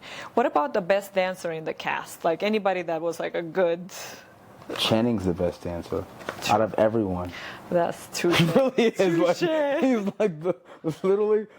I remember the first time I picked Channing up. Like Charlotte Sumter was a producer on Coach Carter, and she goes, "You see this guy on this wall?" They literally tore a page out of a magazine, and it was Channing's photo. She's like, "This guy, he's gonna be the star of this movie. Go pick him up at Howard Johnson." So I went to go pick up Channing, and he walks out of this Howard Johnson hotel and walks past my car. I'm like, "Oh, it looks fly." So he gets in my car. I'm like, "What's your name?" He's like, "I'm Channing Tatum." I'm like, "I'm Robert Ri'chard." So we went out that night, and we went to like a nightclub, and I had a bunch of girls in the car. They're like, "Who's your friend? Who's your friend?" Oh no! Did you feel a little bit like, No, he's on my team. We were on the same basketball team. I'm like, "Sell tickets." Like, yeah, I need this guy. You know what I'm saying? Somebody's got to be. Okay. Yeah. So we go to this club, and he took off, he had a Scully on, and he took off the Scully, and then he was bald headed, and he had on this pea coat, and took off his pea coat, he had on this black, and then he started dancing, and every girl was just jaw dropped, and I was like, dancing is so important. So I was watching, I'm like, can you pick the drool off of your freaking lip, girl? Oh, God. But to this day, I'm like, and I've worked with, Marcus Houston can dance, Amari can dance, all these guys, Chris Brown. Chris Brown. Now Chris is Brown the best is dancer. the king of Chris dancing. is the best dancer. Yeah. Damn, Channing got usurped by Chris Brown. Yeah. Chris Brown is the. Sorry, Channing. Chris Brown's the best dancer. Hands down. So then that means that Usher's second. I mean, I work with Usher too. I don't think Usher is a dancer. He's a good singer. He can. I mean, he has good choreography. Ish, yeah. I think Usher. I wouldn't can go dance. to his concert for his dance. Let me tell you why I think Usher's a great dancer. Because I lived with them. We lived in Chicago together. We made Light It Up.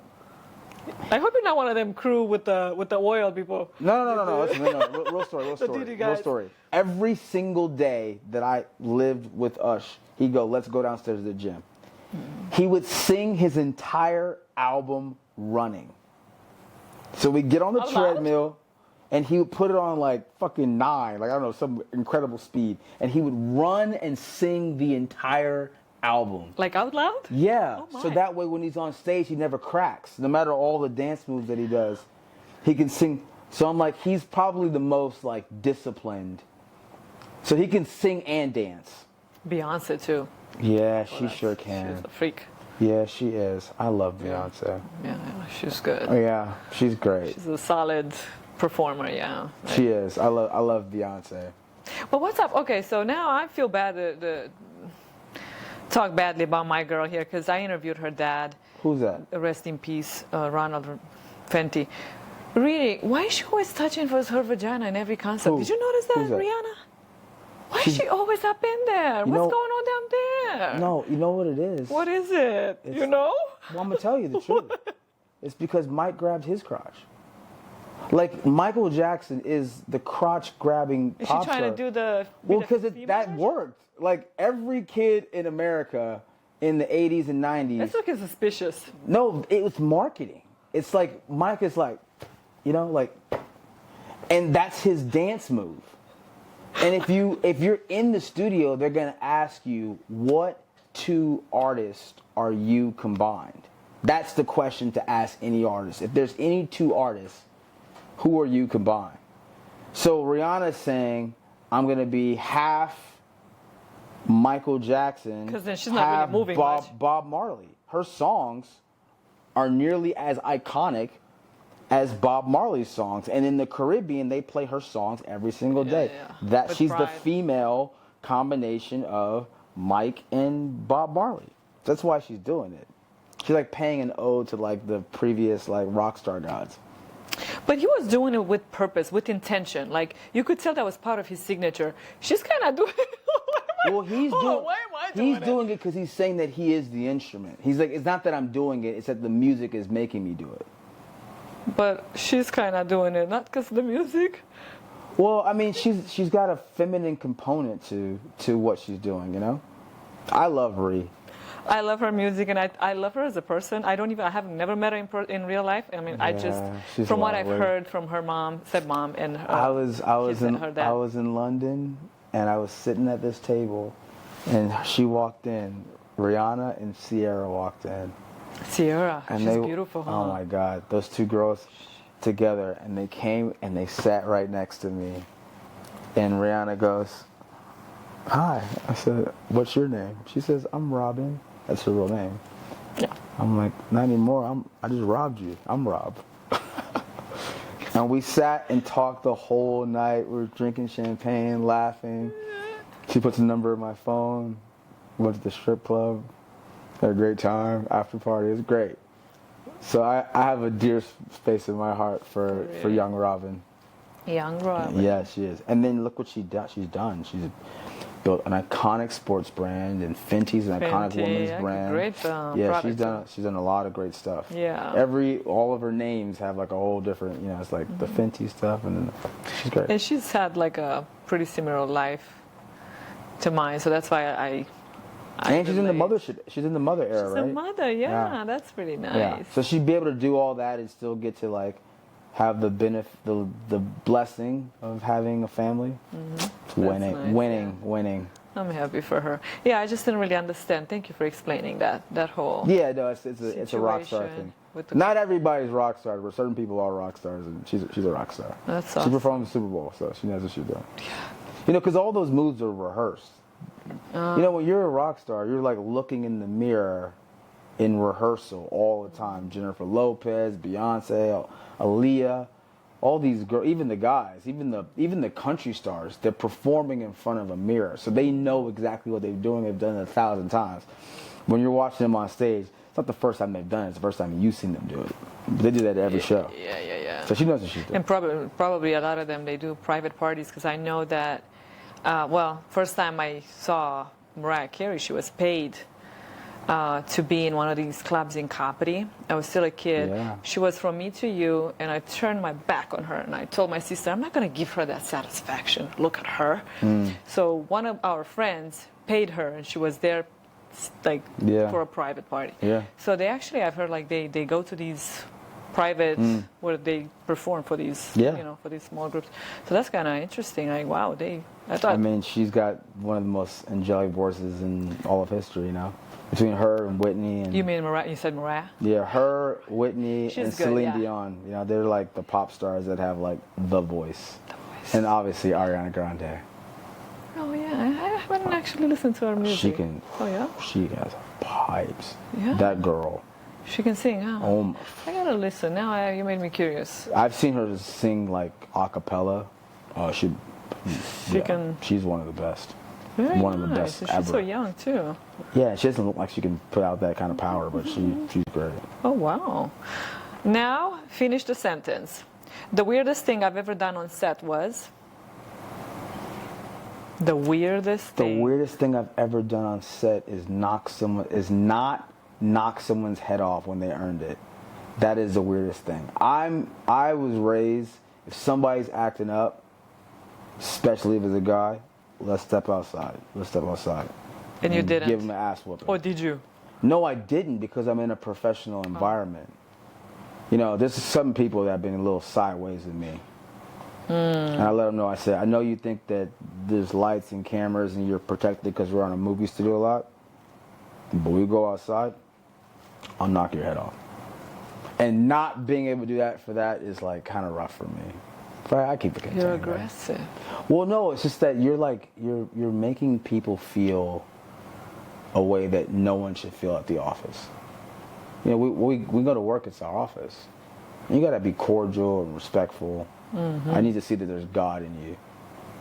And if not, like, I'll beat it into I'll put God in you. I'll put God I'll into you. slap the sense out of you. Yeah. So Make some space for God. Huh? Yeah. Oh, wow. If I wasn't acting, I would be A NASA engineer. a NASA. Astronaut. Really? Where, Langley in Virginia? Huntsville, Alabama, Space Academy. I almost got a job at freaking NASA. Oh my okay. God, I almost. Are you a nerd too? I had to pick. I picked the Navy, so. Oh, okay, yeah. Yes. That's interesting. Yeah. What are the odds? We're having the same have a lot conversation of- I had earlier. We're talking have a lot of about similarities, a lot of, you and which I. is creepy. I'm like, I feel like I'm. But isn't that why we're drawn to each other? Isn't that the Maybe magnetism? somehow, yeah, I don't know. I The can't universe explain has it this, where, but it's like- weird. Yeah. I'm put these two together. Yeah, it's weird. The one thing fans would be surprised to know about you is. The one thing that fans would be surprised to know about me is how much food I can eat. If and when you eat. Yeah, because I don't eat, but when I do eat, though, You put it down. oh my, I can put away some food. I've had so Thanksgiving? many NFL players, you know, because they're bigger athletes than Yeah. the regular people. They weigh the most. Yeah. The NFLs, they're like the sumo guys, the sumo wrestlers, and then like, I've had so many NFL athletes tell me I've never seen anybody eat as much food as you. Last night I had 20 tacos. That's just one item on the menu. I had 2 things of nachos. I had, like the other day I had 3 turkey burgers, 20 Oh my gosh. steak tacos. I had nachos. I had a bunch of stuff that day. I had salmon, 2 pieces of salmon. I had a rotisserie turkey. I can eat a lot of food. So you could actually eat. Yeah, my wow. brother's like, you got a tapeworm, what the fuck? Yeah, if yeah. you feel like. That's probably because, I don't know if it's. I gain weight fast. Oh, you do? Yeah, so like right now I'm like 175. I can go up to 200 in like 2 days. Dang. It takes me forever to lose that weight off though. To take it off, that's why I can't eat. On movie sets, You're trying not I don't eat at all. I like on set I fast the whole time. Usually I do a 1 hour window of eating per day, and that's probably only 1,000 calories. And it's mostly vegetables. Until the movie's over, then I go. And then you're "Shit, like, I I'm guess crushing this. Yeah. You're going in that refrigerator with the vengeance. Yeah. Pet peeves and guilty pleasures. Biggest pet peeve on set. The biggest pet peeve on set is someone saying that they don't want to do the sex scene that was written in the script they said yes to. It's not the fact that it's a sex scene, it's that it's in the script. And they already agreed to it. Yeah, so it was coming. And I don't want to hear, to me it feels like you're not the athlete that you say that you are. I'm not here to make you famous, I'm here for you to do the work. So it's kind of like in sports, like you have to play offense and defense. I think that doing the scene is the defensive part of our movie. Now, the reason why I don't want to do the scenes is because they're out of shape. And I'm like, stay in shape. That's your job. You know, they don't want to do the thing because they're like, oh, I feel insecure or whatever. I'm like, nah, then you should stop putting food in your mouth and go to the gym and work out. Yeah, especially if you agreed from the get-go, then you can't switch it on. Yeah, that's a switch That's up. unprofessional, Yes, yeah. and You the have director's to- trying to figure out how to navigate, and he's going to ask me to go solve it. You know, Rob, get in there and go convince them. But I knew that they were going to ask me that question. That's why I bring the robes and the coffee and the Oh my fruit. gosh. That way I'm like, listen, it's just me and you. If But you shouldn't the director have like some type of, because that means you were deceiving me. When I showed you the script and you auditioned and I picked you for the role, you deceived me as a director. I would feel some type of way. I'd be like, you can't. they got to send in the weapon. They got to go send in the guy who can close. They're like, Rob, get in there. I go in there with my actress. I'm like, you look so beautiful in the makeup. I'm like, listen, you know that we're going to make it perfect. We're not going to have to do it 1,000,000 times. I'm like, and it's me. We go to the gym together. I go to lunch with you all the time. Like, we all like the same music. You come over to my house afterwards for the after party. I'm like, I got a robe for you. I'll make sure the set is like, you know, like a closed off set. This is me, you, and the camera. But come on, it's me. Let's go knock this thing out. It's not like you're going to do any penetration during the Obviously scene or not. anything No, like obviously that. So not. it's No, like- that's never going to happen. But I do need the actors to know and feel comfortable that like you're in there with somebody who's looking out for you. I'm like, and besides, they want my butt cheeks, not yours. I'm like, they want to see all my stuff. Wow. So I'm like, just get in there with me, do this scene. Trust me, I'll make sure everyone's looking at me, and then that's usually the scene. I mean, I haven't actually. I've only seen Coach Carter, but in the other movies, were you actually naked in a lot of movies? I've been naked in a lot of movies. Really? Yeah, since I was like an adolescent. I think one of my first sex scenes was in the movie called Feast of All Saints, and the director was European. He's like, you're not wearing any knickers. You're fucking going in there in the buff. I'm like, I'm in there in the buff. Dang. So I had like I was young and I had an iconic sex scene, and I was just in the bed. Wasn't it awkward? You know, my dad goes, you go up to the actress and you tell her, I'm sorry if I do and I'm sorry if I don't. You gotta cover your reaction both ways. Wow. So I've always said that to every actress. I'm sorry if I do, I'm sorry if I don't. Wow. Clever. You gotta get it solved before you get there. You know? Yeah, that's why acting is not for everyone. No, I think it's a sport. It's a craft. Yeah. And if you don't want to be in it, that's fine. But the ones that are in it, we go for broke. Yeah. You have to be all in. Yeah, for sure. And there's certain people who've done, some wild stuff. I think Salma Hayek is fearless. She does really difficult stuff, and she does it well. Really? Penelope Cruz. She did that one movie with, she was a stripper or something. Mm-hmm. And Desperado, she did that scene. Halle Berry's been very fearless. She looks amazing. Yeah, she does. She does. These are actors that don't play it safe. Penelope Cruz is fearless. Oh, is she? Yeah, there's some girls out there who've done some really wild stuff, and to me, it's actually better because as a person watching the movie, your character is not even aware that they're being watched by an audience, that there is even a camera. So they're just living their life the way that they would be. Stepping out of the shower, the way that we all do. Step out of the shower, in the buff. Some of us air dry. Some of us don't grab a towel when we're home alone. That's how you got to be. But would you be able to marry a woman like that? A fearless woman? That's one of the most attractive things about a woman. Yeah, that shows.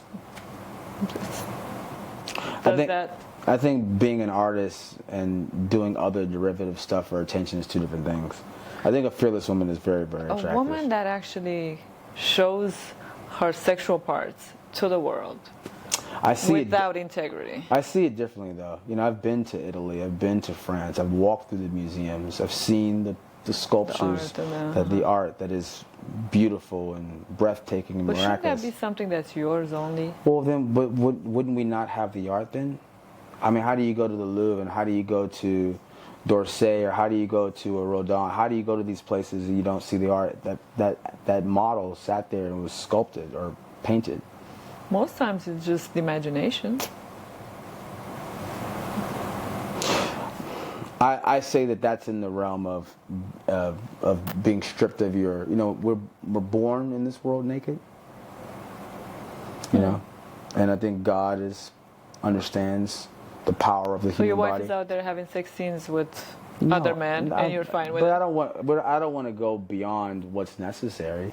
I do like an intelligent person, a person who's purposeful. And I haven't dated a lot of actresses. I've dated more medical field, lawyers, scientists, kind of more of the scholastic type, So they don't require that in their profession. Yeah.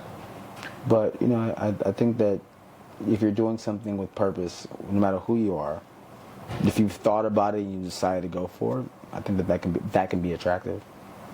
As long as it's not like this is completely lowbrow. Interesting. Biggest pet peeve in real life? You gotta shower. Oh gosh, stinky, yeah. Yeah. Funky leg, yeah. Cleanliness is godliness. Yeah. You gotta shower. Go in the shower, soap and water, more soap, more water. More soap, more water. Come out smelling fresh and clean. That's your job. Take care of yourself. Hygiene is important. Guilty pleasure movie or TV show you secretly love. Guilty pleasure. Suits is one of the best. Suits? Oh, what the heck? It's one of the best shows. That's my favorite TV show. That's Suits, such a number one. Yeah, it's one of the best TV shows. I think me and you were probably like maybe related in a past life. Yeah, for sure. I don't believe in past lives because I'm Christian. But if that were to be a thing, something. Cause Yeah.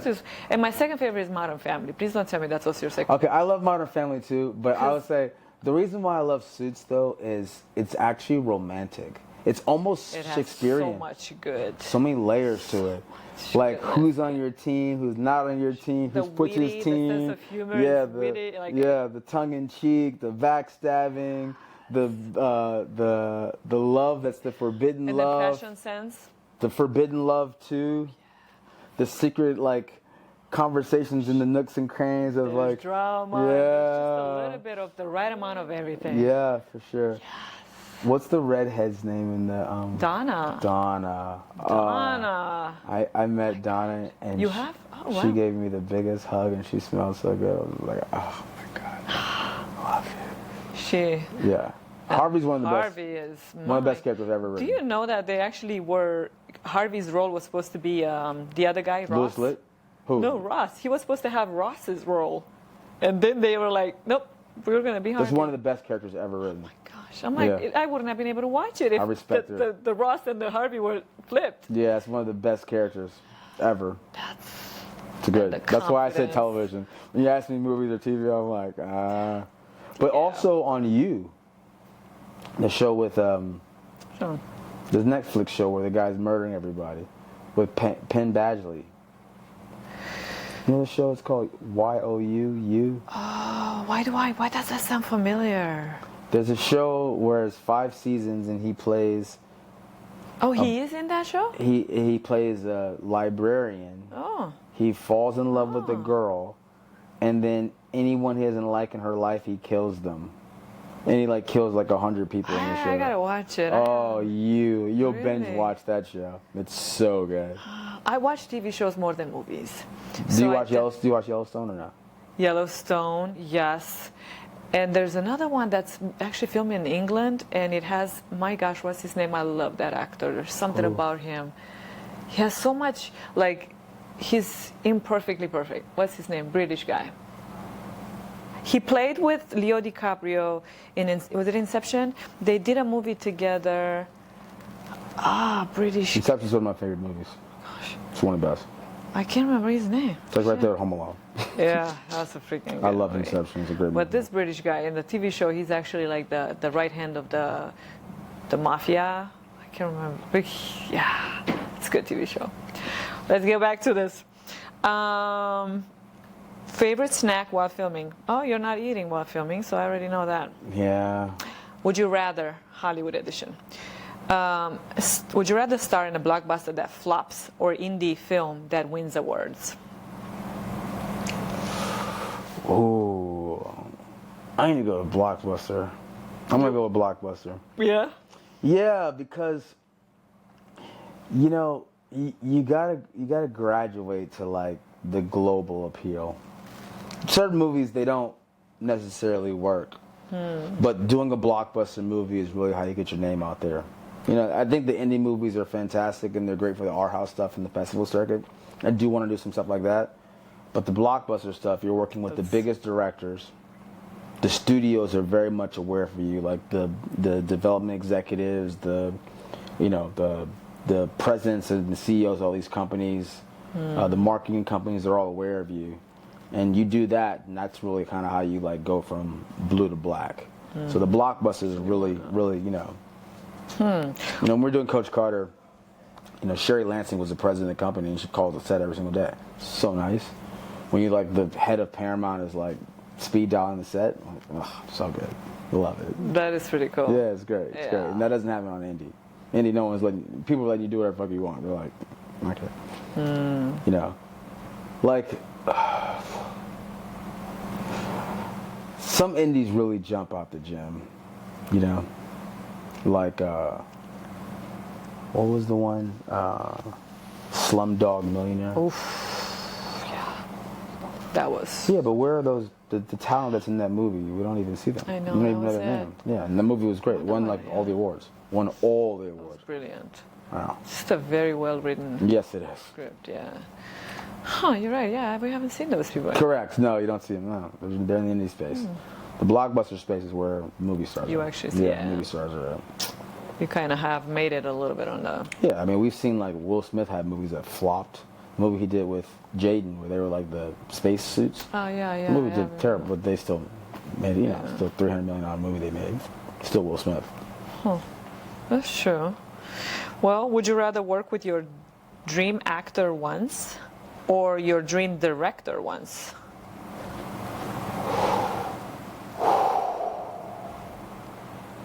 I gotta go with dream director. Really? And that would be who?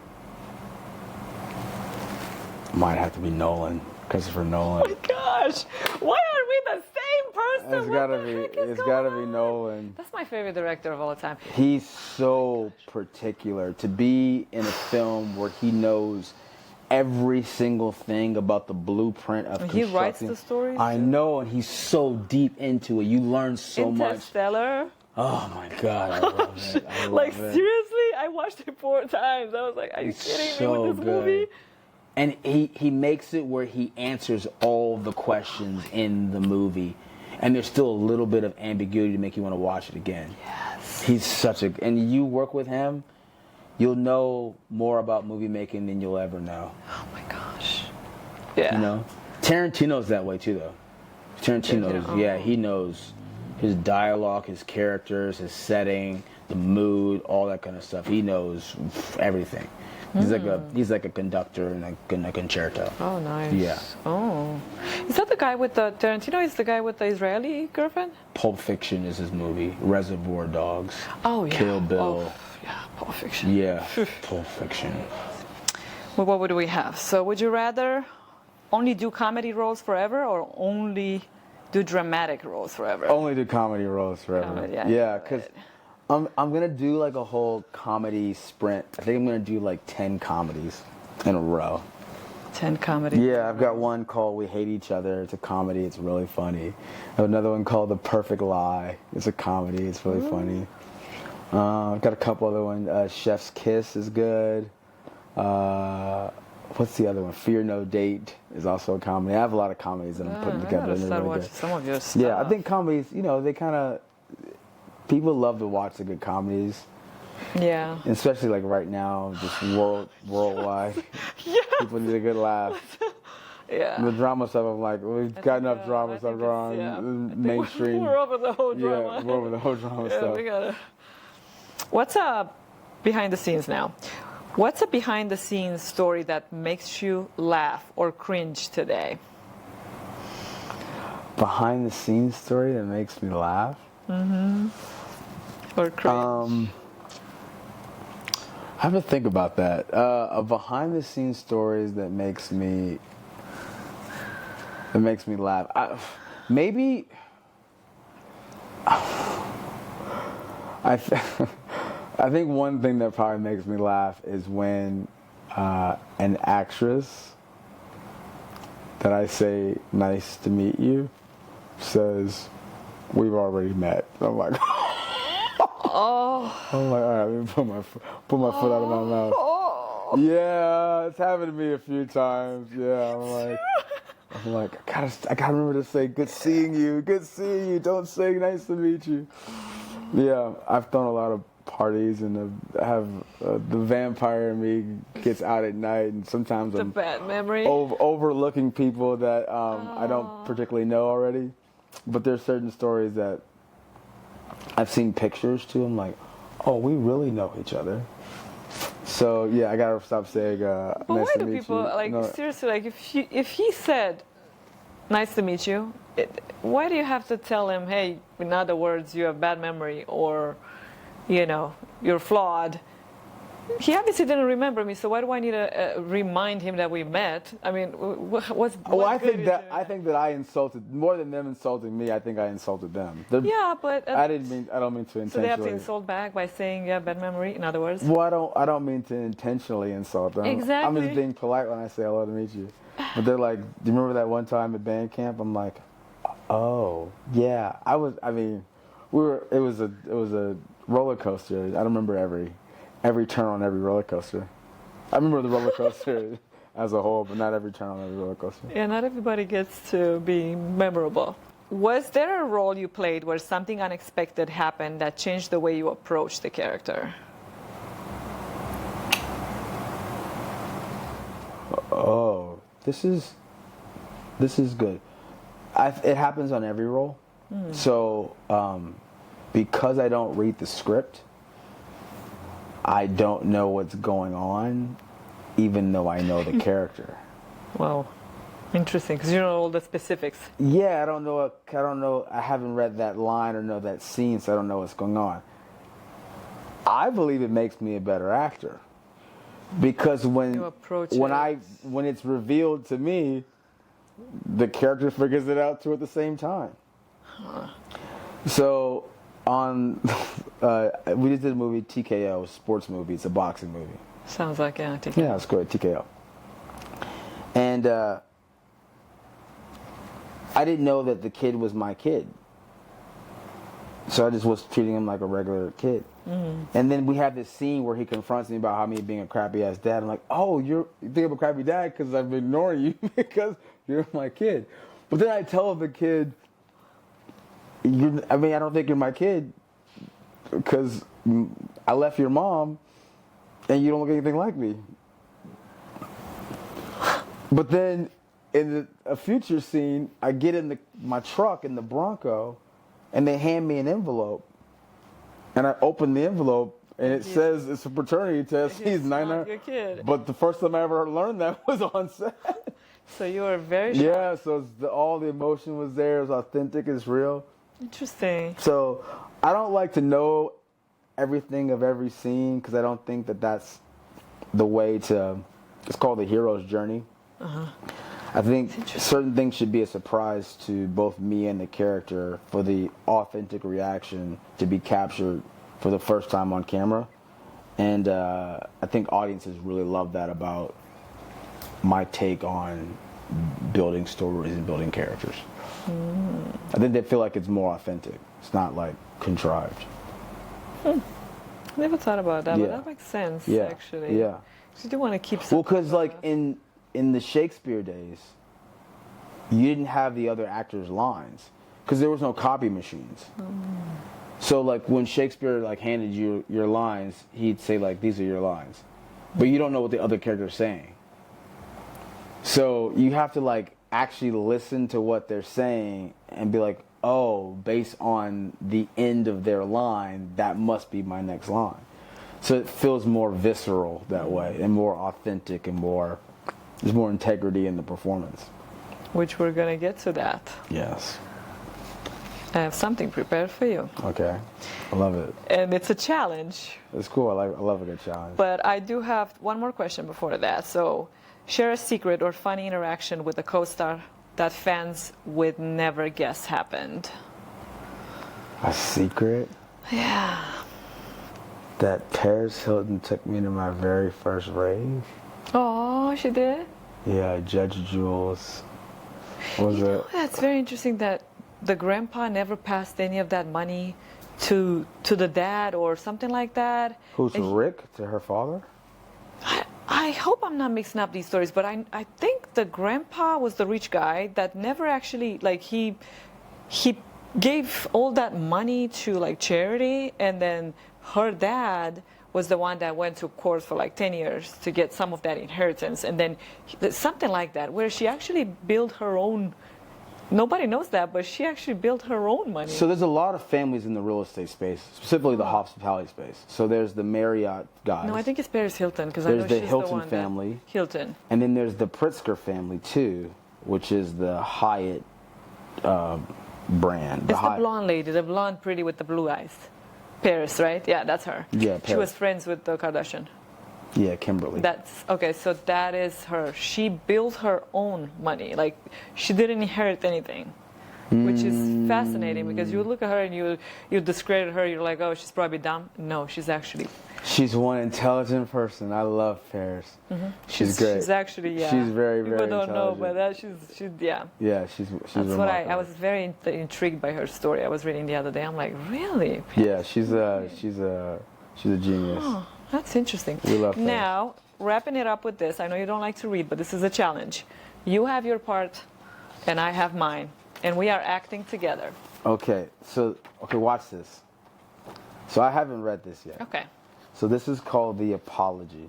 So I'm gonna show you like my process. Okay. So who is apologizing to who? You have to apologize to me. Because I did what? You have to read this too. Figure it out. So I did something to hurt you? And I have to apologize to you to keep you or to let you leave? It's my first time reading the script, so I'll read it out loud. When I apologize, am I gonna get you back or am I letting you go? I think you're getting me back. I'm gonna get you back. I think so, yeah. And my character's name is Robert? Yeah. Okay. You wanna read it once or you wanna just go through it once? Let's go through it. Okay, let's see it. Okay, I start? Yeah, it's me. I didn't think you'd actually show up. Oh, wait. Because you're already in the character. I love it. You're like, okay. I didn't think you'd actually show up after everything that happened.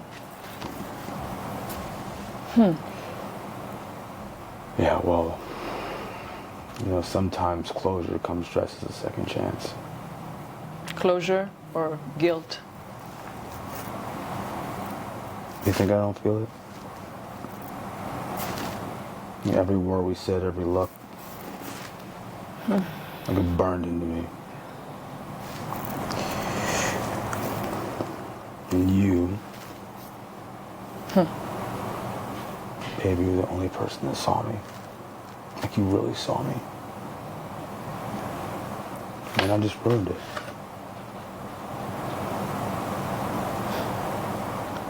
Then say it. Say you're sorry. Look, babe, I'm not just sorry, I'm damn sorry.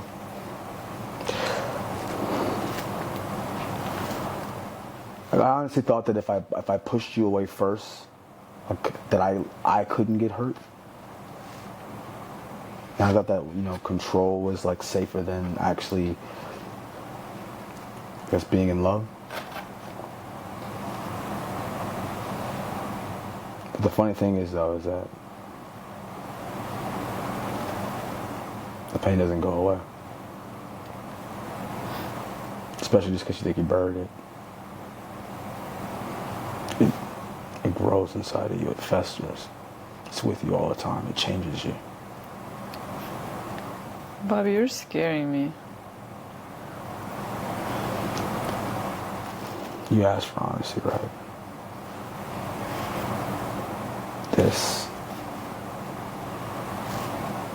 This is me being honest with you. And I replay that night over and over every time. And I can't seem to rewrite the ending.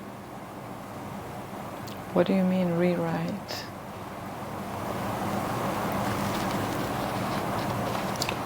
It's like sometimes in my head you don't actually walk away.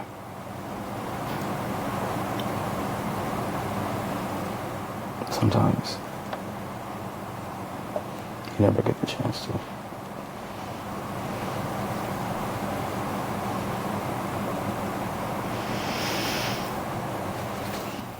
Oscar winner right there. Oh my God. That's a good for a first pass.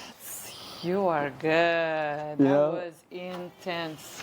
We That was intense. we get into it. It's That good. was really, really good. It's fun. It's fun. I am like, dang you. So I see why you don't have to read the script, because you have that quick memory, like at the end. Yeah, I mean, Like right on spot. Yeah, I try to. I have a class that I run, and in the class, I really talk about like knowing the story, so that you're not relying on reading what's on the page, that you know what happened. Like my first line in this thing is, yeah, well, sometimes apology comes dressed as a second chance. That's my first line. And like, I've married myself to the thing that happened to say that line.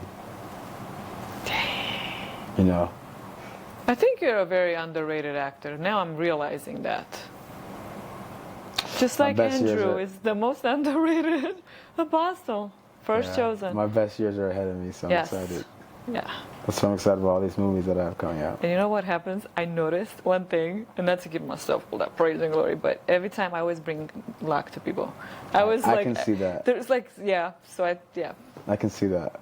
You're a lucky charm, so I appreciate that. You're so sweet. If there is any question you wish I had asked, what is it? To wrap it up. Sitting here this entire time with you, I probably have just more questions for you. Yeah. When we started the interview, I had a lot of questions for you. You sure did. I was like, wait. Asking about, you and your perspective and your life and your style and what matters to you. You're a remarkable human being, so I think I'd just be asking more questions like about your life and what's going on with you. So. Wow, thank you. So I guess not. Yeah, you did great. Thank you so much. You did an amazing job. Yes, of course. Thank love you. Love it. Thank you for coming. Yes, absolutely. This is Robert Ri'chard on Opening Up with the lovely Catalina and Magee. Good thing that's written over there. Well, I have to. You said it correctly, though. Yeah, I got it. I did pretty good. Oh my gosh.